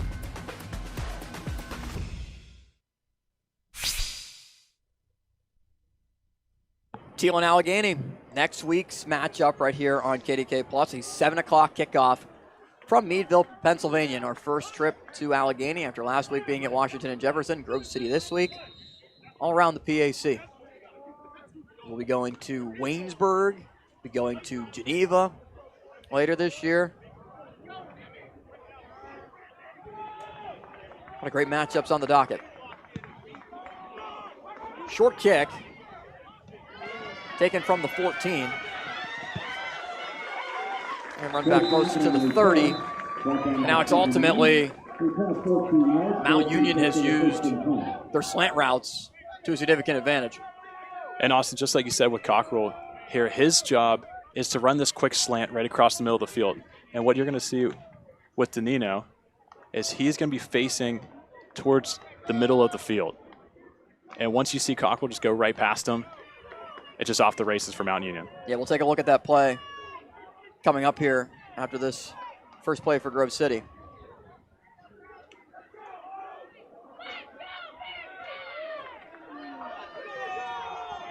As DeMary gets the call, DeMary barrels over a defender, still going.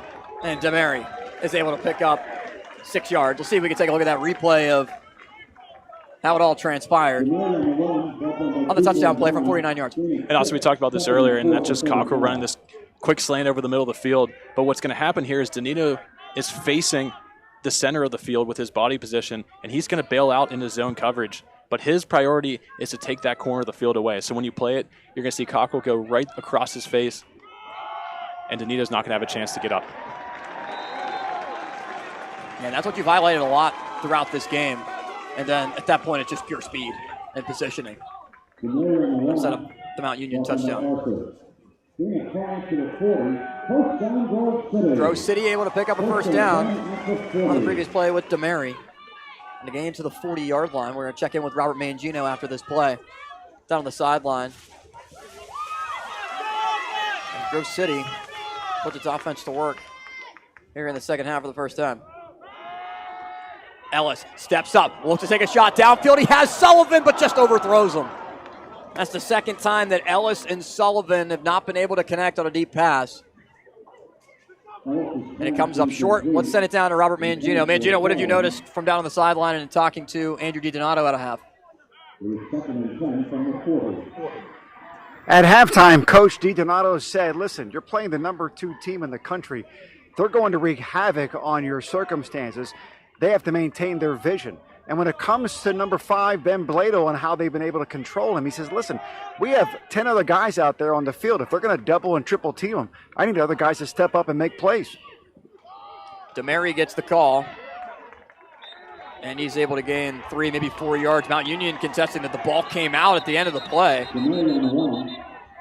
There's a fight for the football at the bottom of the pile. Keenan Cruz down there with DeMary. And Mount Union signaling they have the football. No ruling yet.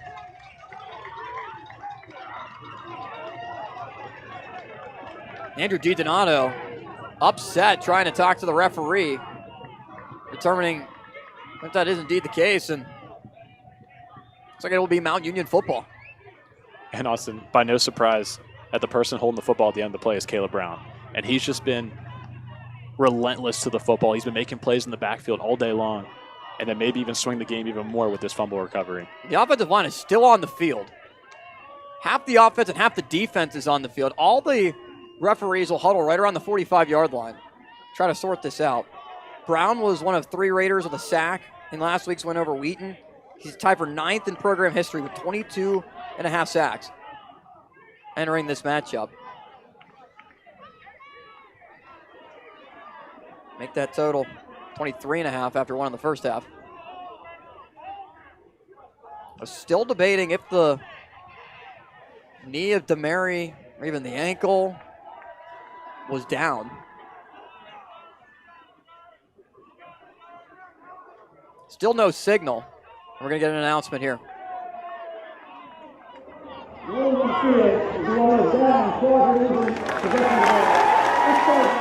So ruled down by contact. DeMary was down. Mount Union side doesn't like it. Brown thought he had himself a turnover. And now for Grove City, kind of get a gift here with this. Mount Union thought they had the football. Grove City retains possession. Another third down here. Let's see if they can convert. It's 3rd down and 6 for Ellis. 3 receivers to the far side. Sullivan, the lone receiver near side. Quick pass. It's caught. Needing to break a tackle, though. Penna can't do so. Needed midfield. He's only at the 49. It's 4th and 1. And here comes the fullbacks. Here comes the bigger backs. Here comes the tight ends. And DeMary trots his way back on the field. But if you remember last time we had a 4th and short, the Mount Union defense was able to hold their ground. And I'm interested to see what happens on this play. Do you go out of shotgun or do you go back in the I formation, what Grove City did previously? DeMary stands to the right of Ellis in the shotgun on 4th and 1, needing midfield. They give it to DeMary. DeMary doesn't get there again. The 3rd time Mount Union holds on 4th down. And just a convoy of defenders. Gabe Ganelli included among them to make the stop. And we saw it happen the first time. And then Grove City does the exact same thing, run that ball up to DeMary in the middle of the field. And this Mount Union defense is definitely one of those top defenses in the entire country, especially on the interior defensive line. Yeah, how about Brandon Bowden from Gainesville, Florida, the senior nose tackle, 91. Also in there, taking up a lot of space that didn't allow DeMary, who's run over a couple of defenders today, to be able to get that extra yard.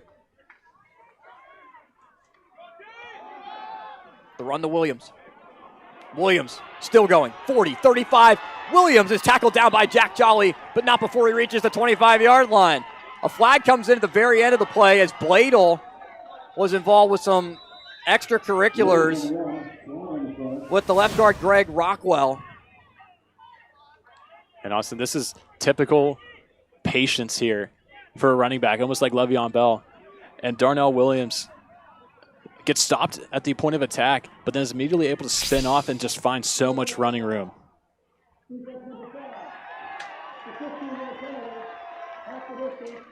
And it's a personal foul called on Ben Bladel. Just frustration from Bladel in this game as he's only been able to get to the quarterback once. Not able to bring down Maloney for a sack. And it sets up Mount Union 1st and 10 at the 12-yard line. Here's an insane stat. Mount Union has now scored in 563 straight games. It's the most consecutive games of any college football program in any division. The streak began on November 7th, 1981. So if you're playing Mount Union, you're not going to shut out Mount Union. And a lot of the times, Mount Union is going to put up a lot of points on you, as they're doing to a top 10 defense in Grove City today. And trying to add on. Maloney looks towards the end zone, and it's broken up. Incomplete. Noah Wheeler got a hand on it. The pass intended for Cockrell. Sets up 2nd down. And Noah Wheeler, this is just an amazing play here. Maloney puts the ball right in the spot that's supposed to be. Cockrell makes a little fade route to the back of the end zone. And Wheeler just able to make a play on the ball and not get too caught up when trying to play the defender. And it didn't seem like he had his footing enough to potentially get 2 hands on the ball. So get 1 hand up, break it up, and prevent a touchdown. 2nd and 10 at the 12. Maloney, the young quarterback, in complete control, hands it off. Foot race to the end zone. Williams wins it again for the touchdown. Darnell Williams reaches the end zone again as Mount Union has put up 41 on the board. And this is why this team is so dominant. And everything comes from this seal block on the outside. And Darnell Williams just does the rest. And that burst of speed that gets him around the defender and able to finish it home in the end zone. Merrick on to attempt the extra point has been perfect so far. As Mount Union, after Grove City scored on its opening drive, has come to Grove City in a top 15 matchup and put up 42 unanswered points. And Austin, that entire run was set up by the tight end, Matt Anderson. And that's what you have to do as a tight end. You have to be able to reach block these defensive ends and seal that edge. And Darnell Williams just has a pretty easy job once that edge is set. Yeah, Anderson from Scottsdale, Arizona. Wyatt Steele, the other tight end from Tampa, Florida. This is a team that, yeah, there are a lot of guys from Ohio, whether it's the Salem area or the Cleveland area. Maloney from Concord Township, Ohio.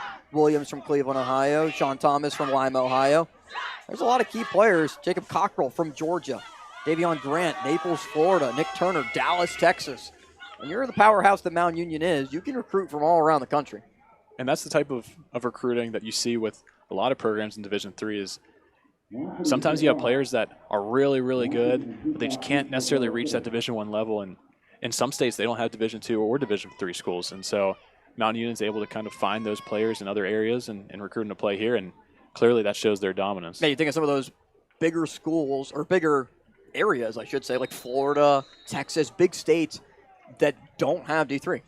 Exactly, and it's D1 or nothing sometimes for some states. And if you're just on the cusp of getting that Division I level type of play, and then sometimes you can just grab those guys and play for your program here at Mount Union. Kick is away, and a touchback as Grove City will begin at the 25. Yeah, if you can't go play for Miami, top 10 program, or Texas, a top 10 program, or Florida State, A&M, schools like that, why not come play for national championships at a place like Mount Union? And Grove City has also done a better job of being able to recruit players from different states as well, like Seth McGroarty's from Delaware, Peacocks from Illinois, Sutton Ellis from Georgia.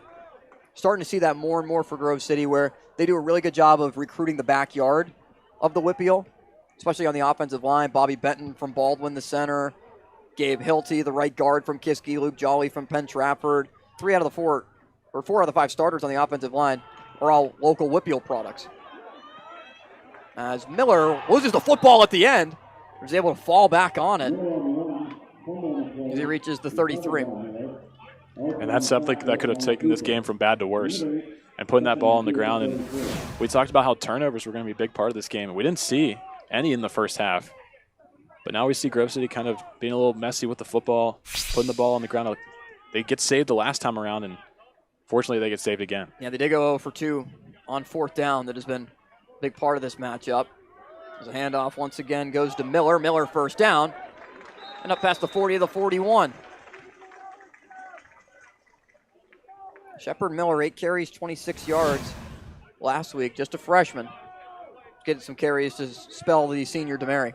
We've seen a lot of runs here by Grove City, but what I'm looking for is when are they going to let Sutton Ellis drop back? And he's had 2 opportunities that have just been out of the hands of Sullivan. But the opportunities have been there. And Grove City has been given a couple of times where they've been open in the secondary, and with the pass rush by Mount Union, don't really get a lot of those opportunities. Yeah, they've had chances to make plays and have come up empty. Ellis will look to throw. Trying to take a deep shot. One-on-one coverage, incomplete. McGroarty, the intended target. Liebler once again on the coverage. And that's just been the story of this game. Sutton Ellis has had some chances. He definitely has the arm to make the throws, but there's not been enough touch to be able to drop it in the bucket. And McGroarty gets separation, and we've seen Sullivan get separation from these defenders. And like you said, Sutton Ellis has the arm to get there. It's just still early in the season, and right now the accuracy is not there yet. Second down, Miller's the back. Sullivan has really been the favorite target of Ellis today. Only 1 catch last week. Had 25 catches, 388 yards, 3 touchdowns as the second leading receiver for Grove City a year ago, with Scott Frazier, the leading receiver, graduating for Grove City. As Ellis calls his own number and gets taken down to the backfield.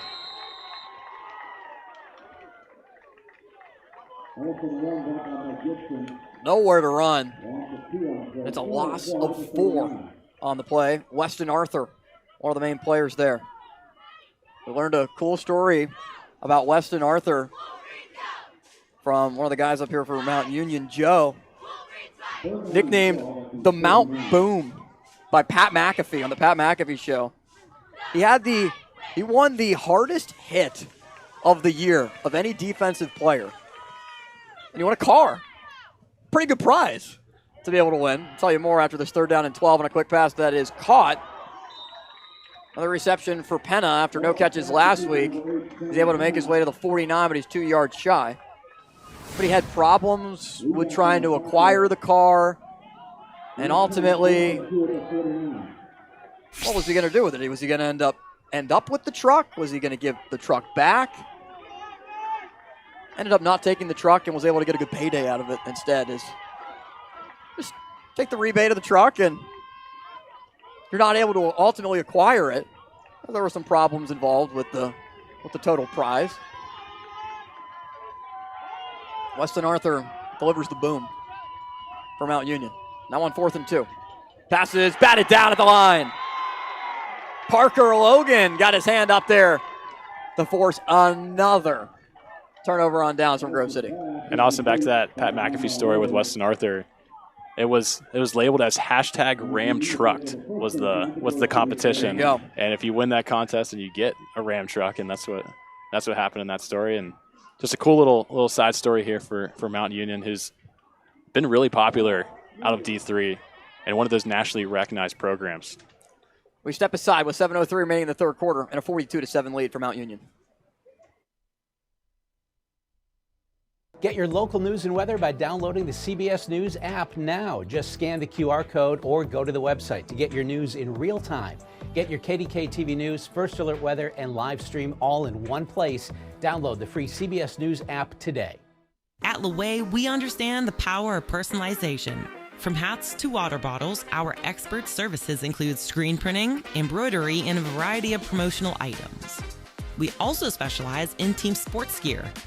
What truly sets Laway apart is our dedicated design team, including our talented on-staff graphic designers and exponential customer service. Choose Laway to make a lasting impression on and off the field.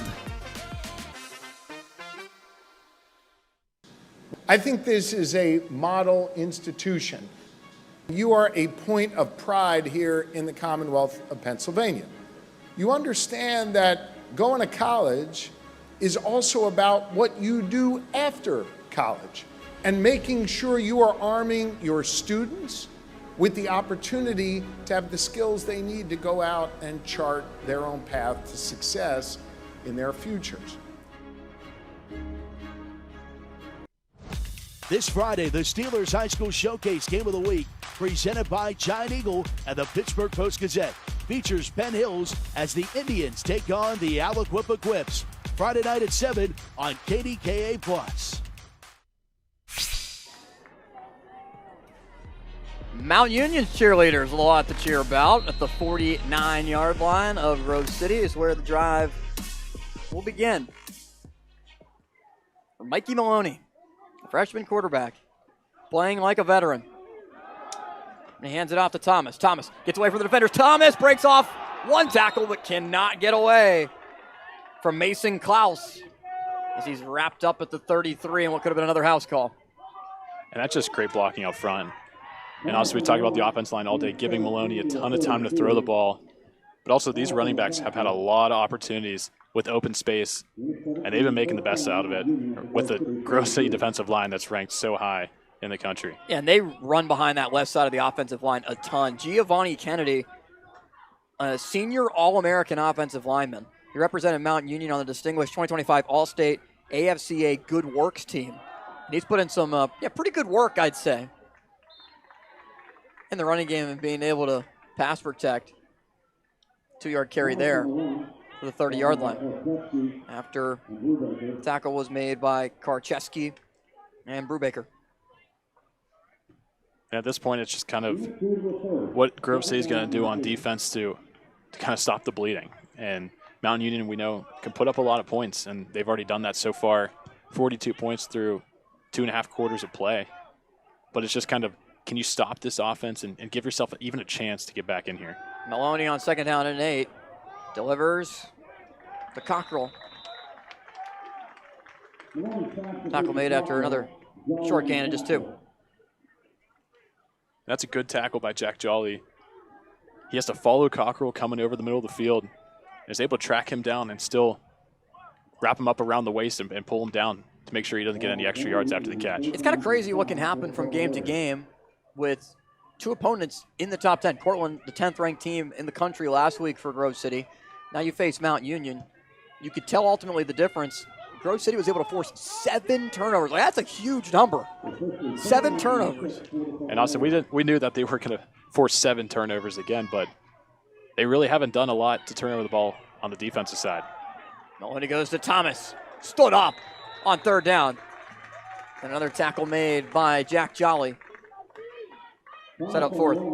And we just talked about Jack Jolly in coverage on the last play, making that wraparound tackle around Cockerell. But then this time, able to stand up in the run game.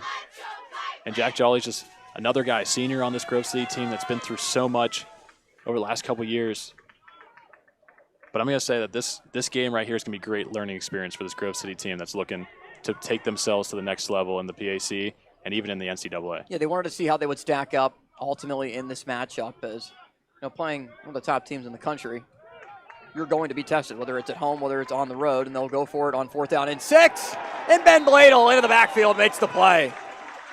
Bladel gave Thomas no chance off the snap. Came unblocked. They made a big play to give it back to the Grove City offense as Mount Union turns it over on downs.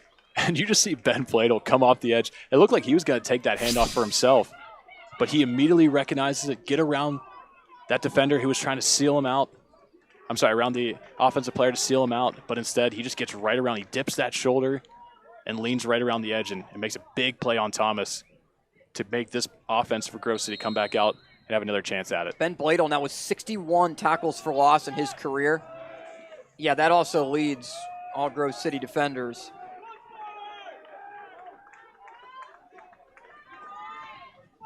And he leads it by 9.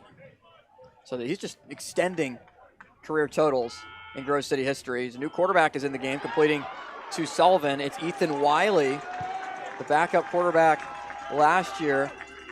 So the senior, 6'3", 210-pound quarterback that we saw come in for one play earlier in the game when Sutton Ellis had to come out of the game when his helmet was off. Wiley now into the game. And Grove City has to do something they're a little uncomfortable with and really air out this ball. So Coach Donato elects to go with Wiley now as the quarterback. Just give this defense something else to look at. This Grove City offense outside the first possession has really had a tough time moving the ball down the field. After the gain of 9, Miller, there's a flag thrown at the 40-yard line. Miller ran into a wall right at the 44, bounced out of it, ran to the near side. We'll check the flag.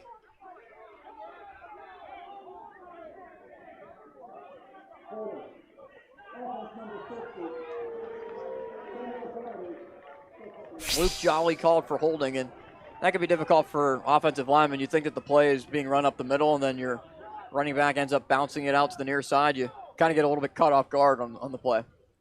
But how about the balance of Shepard Miller, who's literally backpedaling, almost falls backwards on to his back, but still is able to make something happen. But unfortunately, the flag's going to call it back. He remains the back for Wiley and moved early as Miller tried to play it off as if he was looking over the sideline. He tried to play it off and take a step up as if it was a part of the check with me back to the sideline, but you're going to get caught if you move, especially if you're in the backfield and the ref is 5 yards away from you. Yeah, the ref was very, very close to where Shepard Miller was. So it puts the ball at the 29 for 2nd down and 14.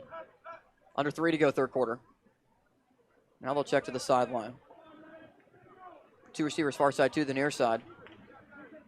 Other than Wiley, the Grove City starters all remain in there. As Wiley has time, delivers a wobbler over the middle, incomplete. Brett Peacock was the closest man in the area, but Wiley threw it way wide of him in the middle of 2 different linebackers.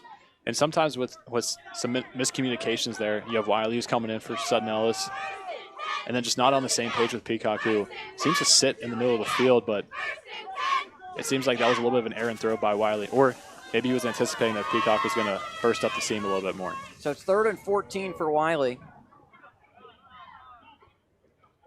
Grove City offense to put up 31 points a week ago. Part of that was on a pick 6, so not entirely the offense putting up the number. But Wiley looking to take a shot downfield, overthrows McGroarty, incomplete. Zach Liebler, the sophomore corner, been pretty impressive out in coverage. They've put him on an island at times, and he's answered the bell. And like you said, Liebler really rose to the occasion, just a sophomore. But he's very, very quick in coverage. He's able to seal off McGordy. But also, Peacock was kind of in the middle of the field with a little bit of open space, but when you see that pocket collapsing on Wiley, it's kind of hard to really step into that ball and deliver it on time.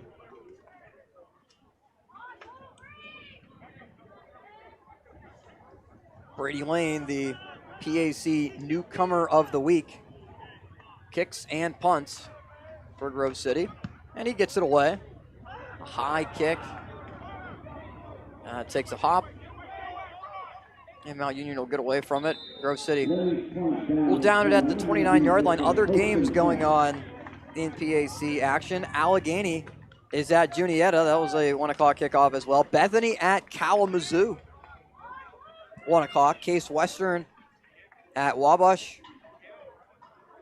St. Vincent at the College of Wooster. I saw Chase Johnston, one of the main recruiting coordinators for St. Vincent yesterday at a high school matchup, and said it's about a 3.5-hour drive from St. Vincent to the College of Wooster in Ohio. Left early at 7 a.m. this morning. And so I've heard that's usually pronounced Worcester, right? College of Worcester? Yeah, I have a friend that went there and calls it Wooster, but I think it's really the College of Worcester. Okay, gotcha. Yeah, it's pretty bad when your friends mislead you on how to pronounce a college. And then W&J is on the road at Hampton Sydney.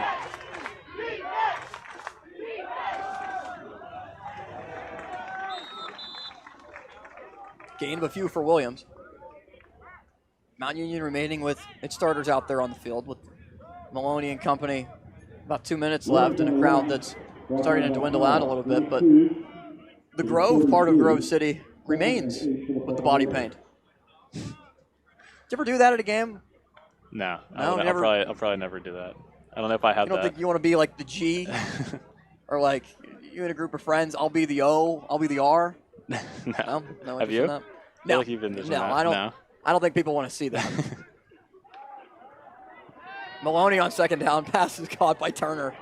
Turner makes a couple of shifty moves to reach the 42 and a first down. And that's what we saw a lot in the first half with Turner and getting the ball in his hands. But Mount Union's really been pushing this run game in the second half, really trying to control this clock and eat it as much as you possibly can. But they can't forget that they got a player like Turner who just makes a lot of Grove City defenders just look silly there and run into each other because he's got that agility, that shiftiness that not a lot of people got at this level. A lot of PAC games at 1 o'clock that are all underway. Waynesburg at Dickinson. Westminster's at Franklin and Marshall. Teal at Adrian kicked off at 3 o'clock. Oberlin is at Hiram at 6. Hiram new to the President's Athletic Conference. And Shenandoah is at Geneva at 7 o'clock, a late kickoff. As Maloney takes a shot downfield, incomplete into double coverage, looking for Cockrell. But Danino had solid coverage. Forced the incompletion. That's a little bit of an unexpected play call, running a double move there on 1st and 10 when you're up a couple scores there. Right, plus you have Klaus as the safety help too. Yeah, but Mount Union's not going to be afraid to take a shot. And they're treating this like a real top 15 matchup, that they're not going to let Grove City even have a chance of coming back here because they want to keep putting points up on their side. When you heard Coach Dart with Mangino right before halftime say, not too many points last week after halftime, don't want a similar type of situation, so why not keep the offense moving as Williams is able to pick up a few yards. Set up 3rd down and 7. And last week, Grove City, like you said, up 37-7 in their matchup, and then kind of making it a close game there at the end. Sometimes you need those scares to kind of keep your team focused, especially when you're trying to make a championship push like this Mount Union team does every single year. Sometimes you need a little kick to see what could happen if you kind of let your foot off the gas. And Mount Union content to let the quarter expire. Take it to the 4th, flip ends of the field. Mount Union leading it 42-7 against Grove City, the number 2 team in the country.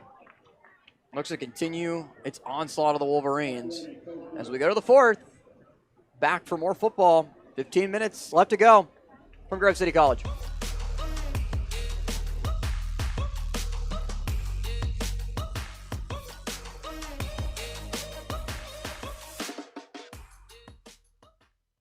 Have a nice day, family.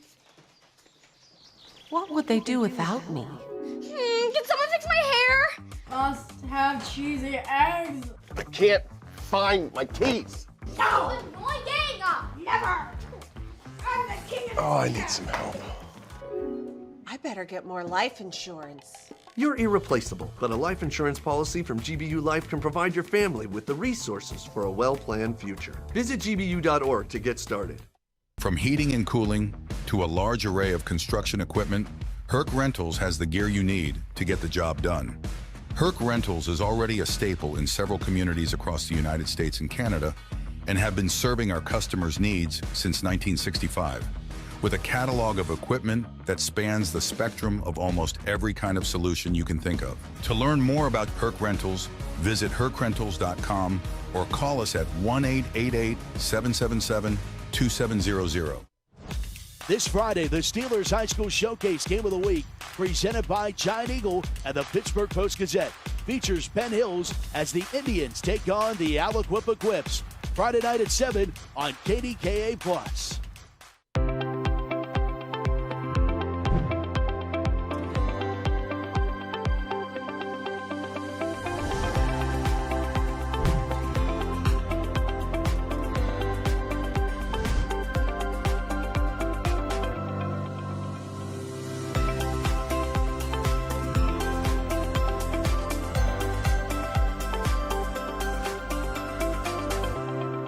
Pursue your calling at Grove City College. This Saturday, tune into JRM Sports on YouTube for D3 college football as the Teal Topcats battle the Allegheny Gators this Saturday at 7 p.m. only on JRM Sports.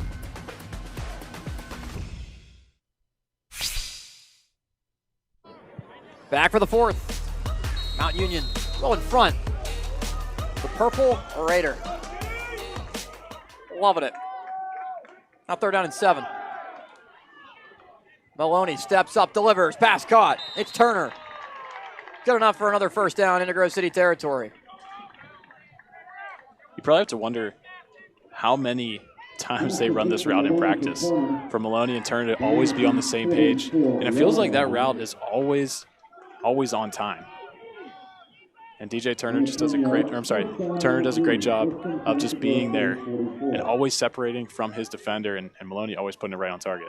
Grove City has run more plays than Mount Union. This will even the Wolverines with 52 plays in the game.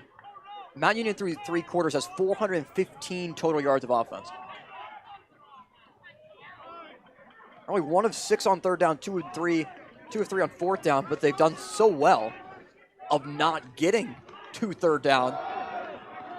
As Bladel is able to slow down Williams to help force a tackle for loss for Jolly of 2 yards. Move the ball back to the 46. Grove City with 214 yards of offense. Passing yards is 249 to 80. Through 3 quarters before that reception to Turner. Sutton Ellis finishes the day 8 of 20 for 71 yards. No touchdowns and was sacked once. Maloney, plenty of time on 2nd down. Delivers, and again, Cockrell on the reception. He beats Danino to the 29. Also, we're also talking about just the balance that Mount Union has shown all day long, and Grove City has stayed on par with rushing game between both teams, and Mount Union with 166, Grove City with 134, but like you said, the passing is just completely night and day. Mount Union with 249 and Grove City with almost 80. So you just see that difference of these two teams who both can run the football, but Mount Union just that much better in the pass game today. Jeff Dart is a 2008 Mount Union graduate, was the offensive coordinator before being promoted to head coach.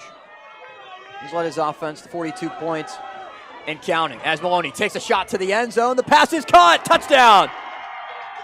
Nick Turner finds the end zone again. And a celebratory dance. And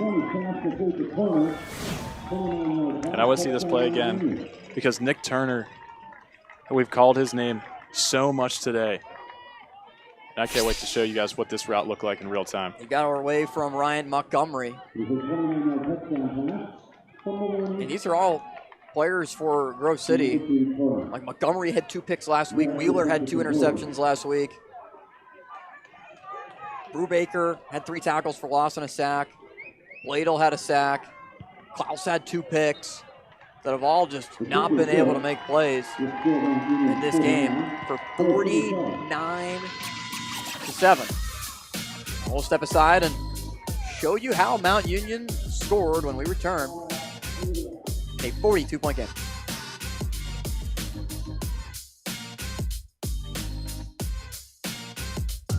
Quiet on set? No way. This is Jake's time to shine. And Ryan's, and our crew. Cameras, check. Drones, check. Checking that shot we just checked? Double check. We ain't got time to chill. We're out here capturing this action. This is when we get to work. To bring you every moment live, no matter what. Broadcasting changes everything. Transform how you experience the game with JRM Video Production.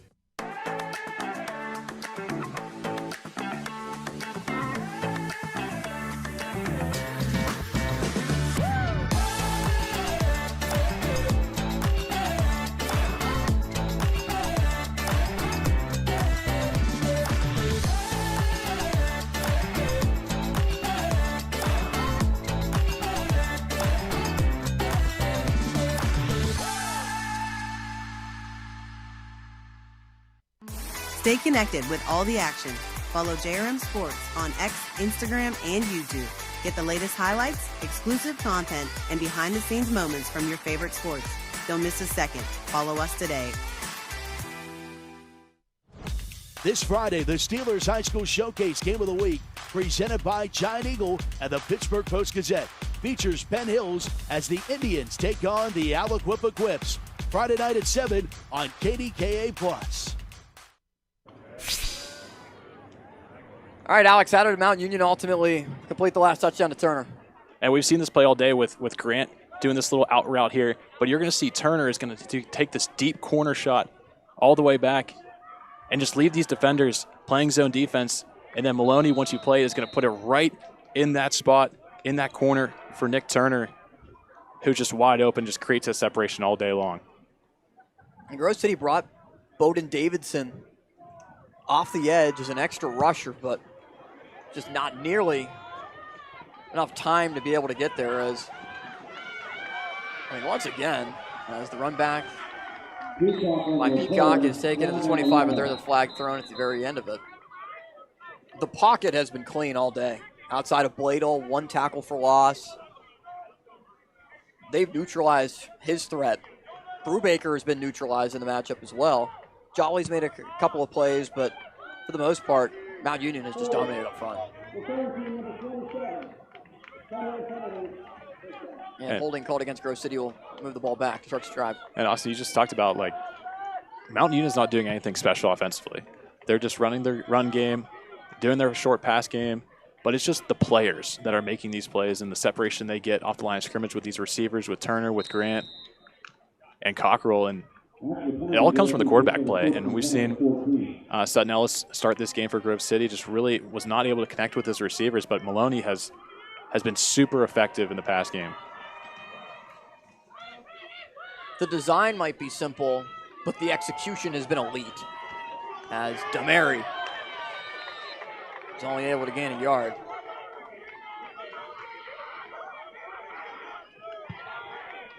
Strong hit put on him on the play as well. As Mount Union's shift around a couple of other guys. That's Ricky Levac, the safety, getting an opportunity. Some fresh new faces on the defensive side of the ball.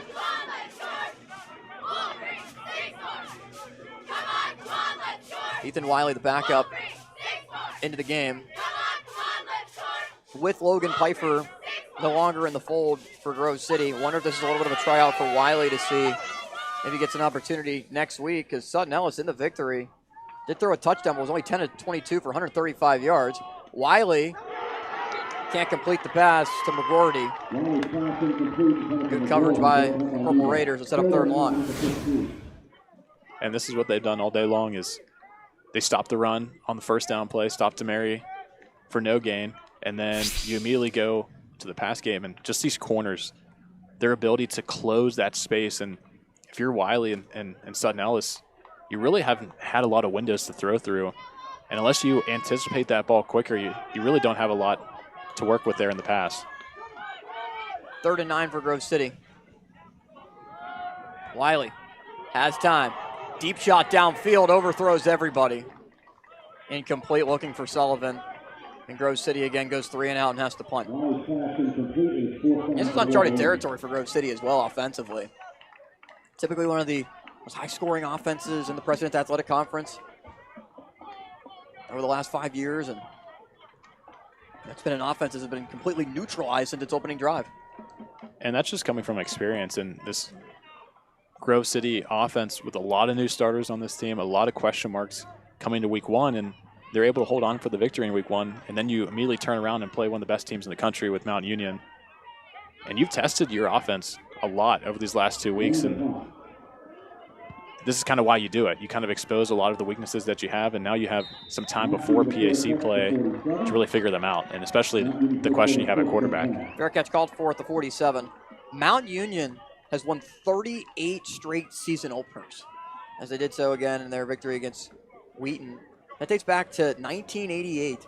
The last season opening loss was at home against the College of Worcester. There you go. You got it right this time. On September 12th, 1988, a 17-15 game. This stat I find absolutely insane. Since Mount Union's first trip to the NCAA semifinals in 1992, Mount Union has at least advanced to the NCAA semifinals in every season except 3. As the carry goes for a gain of about 8 yards.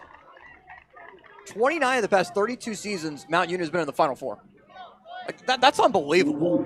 That is an unbelievable stat. And at D3 football, having a lot of moving parts and a lot of guys who are more likely to stay for multiple years at a time. And we talked to a lot of coaches this season about transfer portal, and you see how that's affecting Division I, and maybe we'll see if that'll have a trickle-down effect to the Division III level. But for right now, Mount Union's doing everything they can to recruit and build up their program. And once you have a mainstay of success like Coach Dart does down in Ohio, it's kind of easy to keep it whenever these guys want to come play for you. Andrew DiDonato said before the game that Grove City has set up something like an NIL collective. And I said, does anybody have an NIL deal on the team? As the carry goes for what looks to be first down yardage.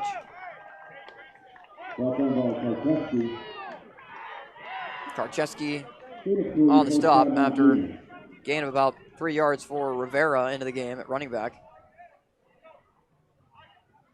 Check that, Caden Minor, a sophomore from Missouri.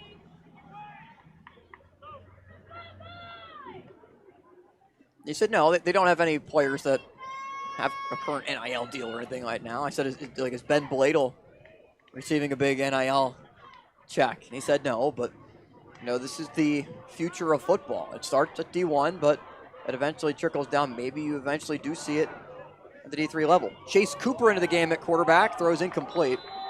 Trying to find Preston Smith, the sophomore 5'11" wide receiver from South Lebanon, Ohio.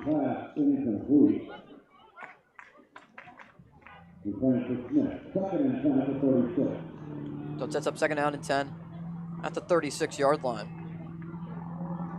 And also you got a couple new faces there on Mount Union's offense, and Chase Cooper now in at quarterback. And now it's kind of what they can show you against a really good Grove City team that still has a lot of their starters in. And we talk about how great the starters are for Mount Union, but also they have a very deep team, a lot of other players that can really make an impact, and we're going to see what they do now with the time that they're given. Cooper gives it. And the run goes for a couple for Minor.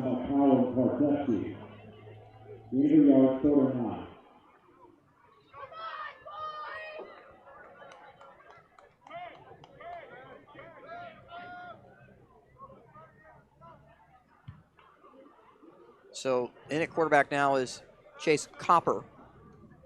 Apologies, the junior 6'2", 180-pound quarterback from Orlando, Florida. So Copper relieves Maloney. We had an incredible day. Mount Union, before the fourth quarter, scored 2 touchdowns in the first quarter, 2 in the second quarter, 2 in the third quarter. Adds on in the fourth, now with 49 points. Copper rolls out near side. Flag comes in. The pass is incomplete, looking for Smith. Multiple flags on the field. Looks like might be holding on Mount Union, bringing it back. Well, it was 3rd down and long.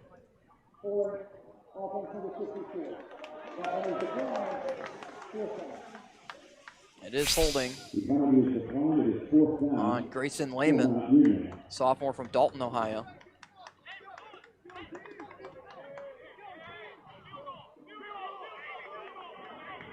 And Mount Union is going to send the field goal team out there to attempt a long kick. So Yvonne Merrick made a 24-yarder last week, will attempt a 52-yard field goal. His program record is 51. This to set a new Mount Union record at 52. Good snap, good hold. Merrick's kick from 52 yards away. Hits off the upright. No good. Oh, it had the distance. But Merrick just hit the right upright. And also, like you said, for a program record that he already has, to set a new one at 52, and he had plenty of leg to do that. Unfortunately, doesn't get the lucky bounce off the post, and you can't blame him for trying. And Coach Dart is letting his kicker try and see what he can do. And like you said, only have 1 attempt so far this year with a 24-yarder. And just really almost doubling that, more than doubling that. He hit a 51-yard field goal against Capital last year. 43-yarder against Salisbury in last year's NCAA quarterfinals was the 2nd longest field goal in the playoffs in program history. He definitely has the leg, but just could not convert. Wiley hands it off. Short gain for Miller. Only about a yard. For a convoy of Mount Union defenders brought him down.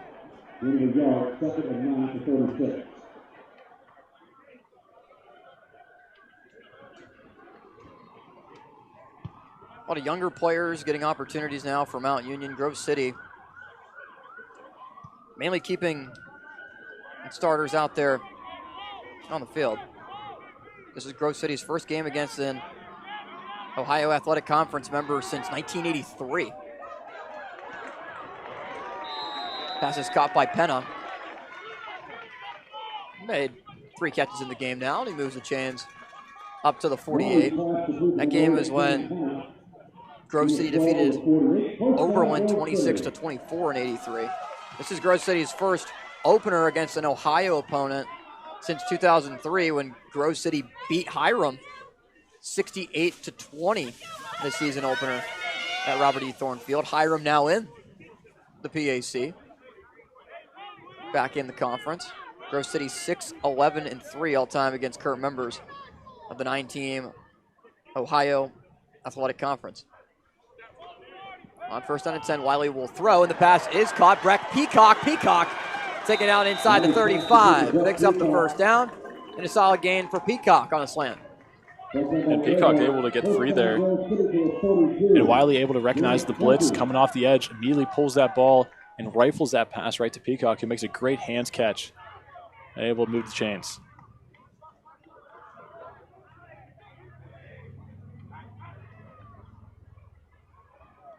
Check over to the sideline, about 6.5 left to go.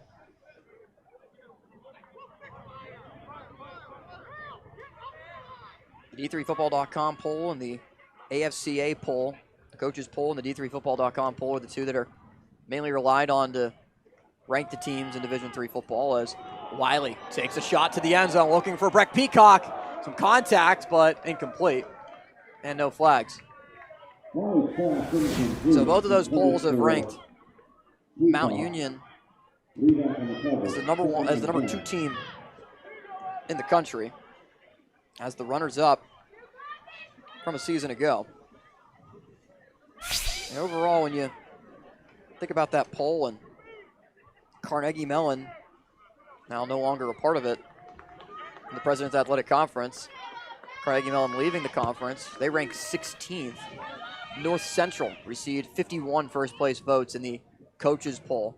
They are number 1 in the country. Mount Union did receive 1 vote in the poll, ranked number 2. Miller. Pile moves ahead to the 27. In the D3Football.com top 25, there are 25 people that vote. Mount Union received 2 first-place votes. North Central, once again at the top, 23 of those first-place votes. Grove City, 15th in both polls. Carnegie Mellon, 17th in the D3Football.com poll.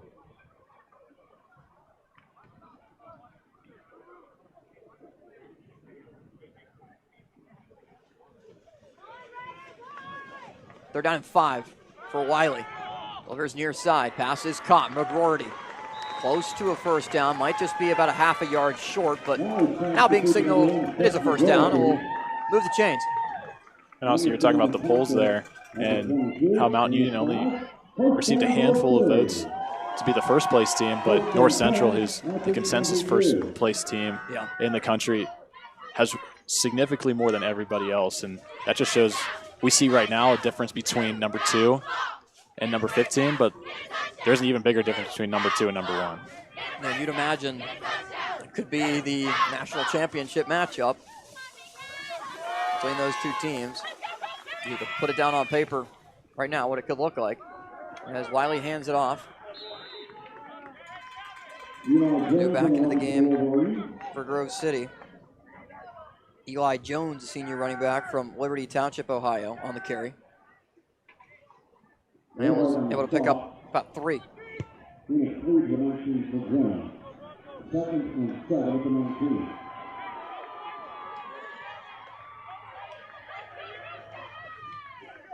Second and 7 at the 19. Give it to him again.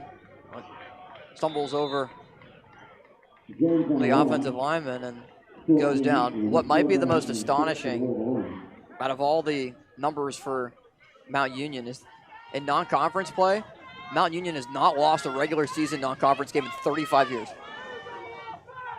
That is dating back to 1990. The last loss was September 16th, 1989 against Denison.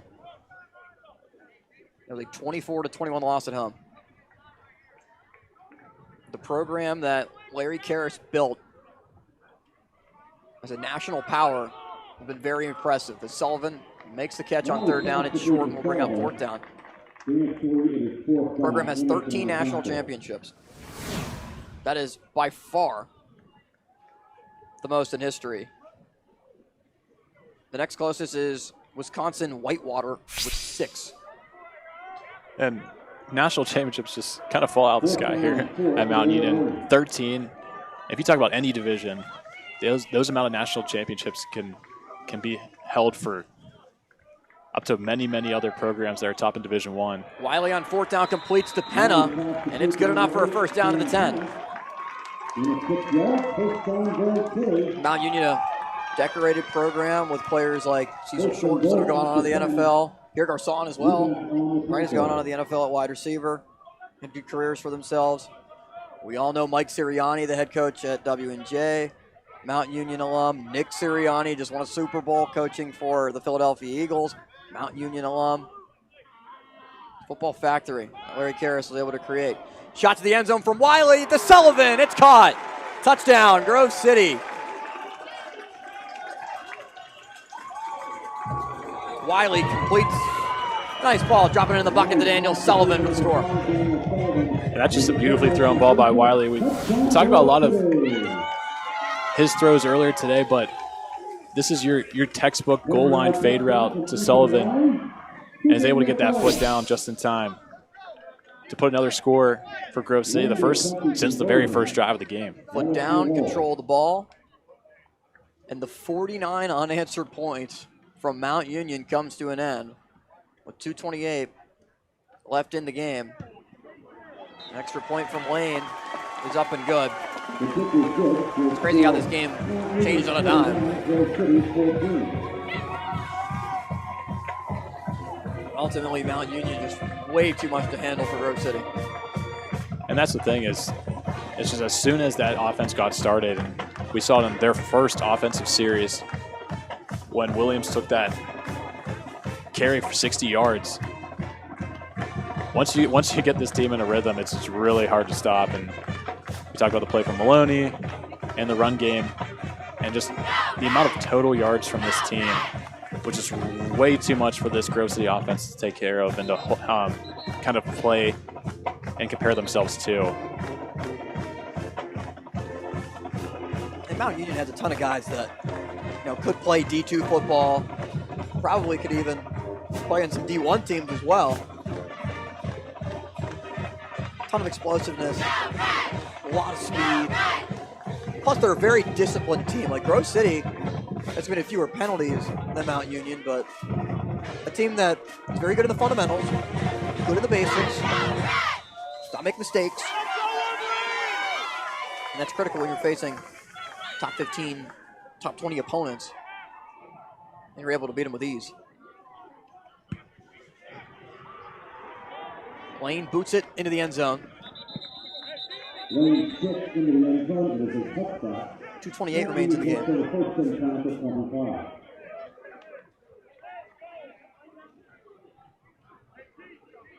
Coaches poll top 10. North Central, Mount Union, John Hopkins, St. John's of Minnesota, Susquehanna, Hardin Simmons is 6. Salisbury, where Caleb Brubaker transferred from for Grove City, is 7th. Mary Hardin Baylor is 8th. Wisconsin La Crosse is 9th. And Wartburg is 10th.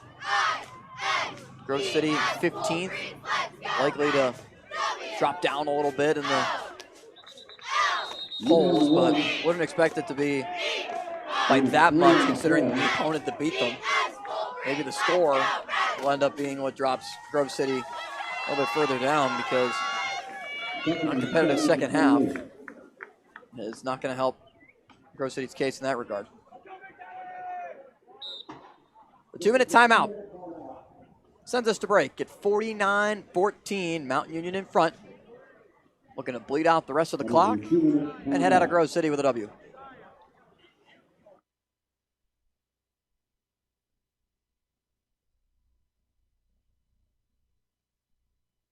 A house is just 4 walls, but a home, that's something more. At Your Town Realty, we don't just work here, we live here. We're small by choice, with deep roots and real relationships that go beyond transactions. And because this city means so much to us, we give back, year after year. It's not about being the biggest, it's about being the one that feels like home. Your Town Realty, locally owned, community grown. Thanks for fixing the door. I was nervous about that lock. To your family, you are more than just your income. What would she do without me? She'd probably have to marry our next door neighbor, Todd. Well, Todd, I have no feelings for you whatsoever, but I'm going to have to say I do. I can't afford a handyman. Better get some life insurance. Although you're irreplaceable, a life insurance policy from GBU Life can provide the financial security your family needs for a secure future. To get started, visit gbu.org.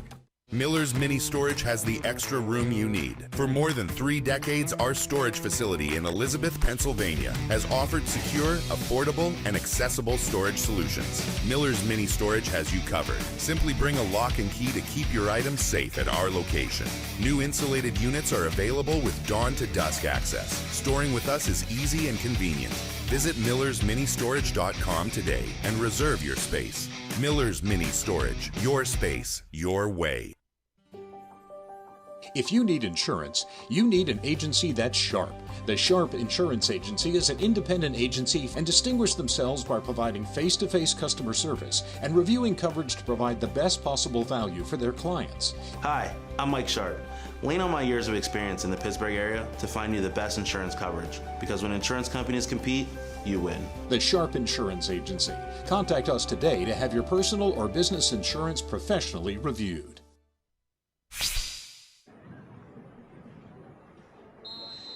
second down and 7 after the 2-minute timeout. Pass is incomplete. Third quarterback into the game for Mount Union. Carson Dyerland, freshman, 6'2" from North Canton, Ohio. Fielder's incomplete. So when Grove City defeated Cortland, Cortland moved a significant amount in the polls, down to 23 from 10. When Wheaton lost to Mount Union, it dropped down from 17 now to 22. And the run completed to the 45. Good carry for Minor, the sophomore back. And also, you talked about the polls and what happens when you challenge yourself with a high-profile team like Mount Union and you lose, and what happens to you in the standings. And with the addition of 4 extra playoff spots from last year, those wild card teams, you really need the approval of the polls to really get you over the edge if you can't win your conference. But Grove City can avoid all that if they can, eventually maybe take the PAC this year.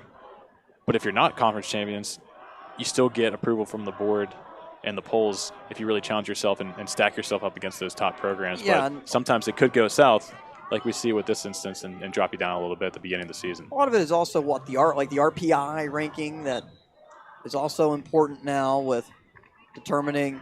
It used to be strength of schedule was a big important part of that, which it still is, but there are a lot of other metrics that help determine who makes the playoff and who doesn't.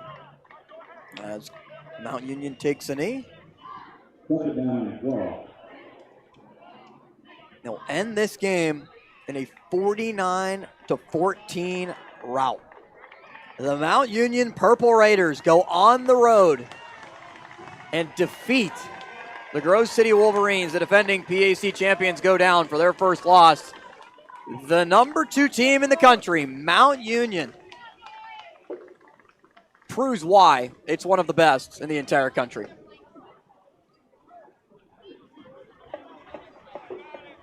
Mount Union now extends its streak of non-conference victories to 36 seasons in a row, dating back to 1990. 49-14, Mount Union victorious against Grove City, Alex. And a game that we had not seen Mount Union play, or at least I had not seen Mount Union play. You'd seen Mount Union in scrimmages playing for W&J. And that is a very talented and well-disciplined and buttoned-up team. And we've seen a lot of PAC teams, and sometimes it's nice to see how they stack up against other conferences and other teams. And Mount Union's just that different type of team that we've not really been accustomed to seeing in this PAC conference. And you mentioned to me off air that Washington and Jefferson also lost today in their matchup. Yeah, and then the PAC is going to be a very, very interesting thing to see play out this year with Grove City still have a lot of unknowns at quarterback.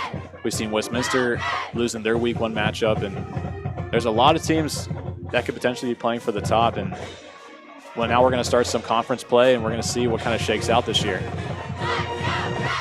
Mount Union is at Baldwin Wallace next week after a bye, and it sets up the big Grove City W&J matchup in just a couple of weeks back here at Grove City. But first, Robert Mangino is down on the sideline with our player of the game, Mikey Maloney, for the Mount Union Purple Raiders. Here's Mangino.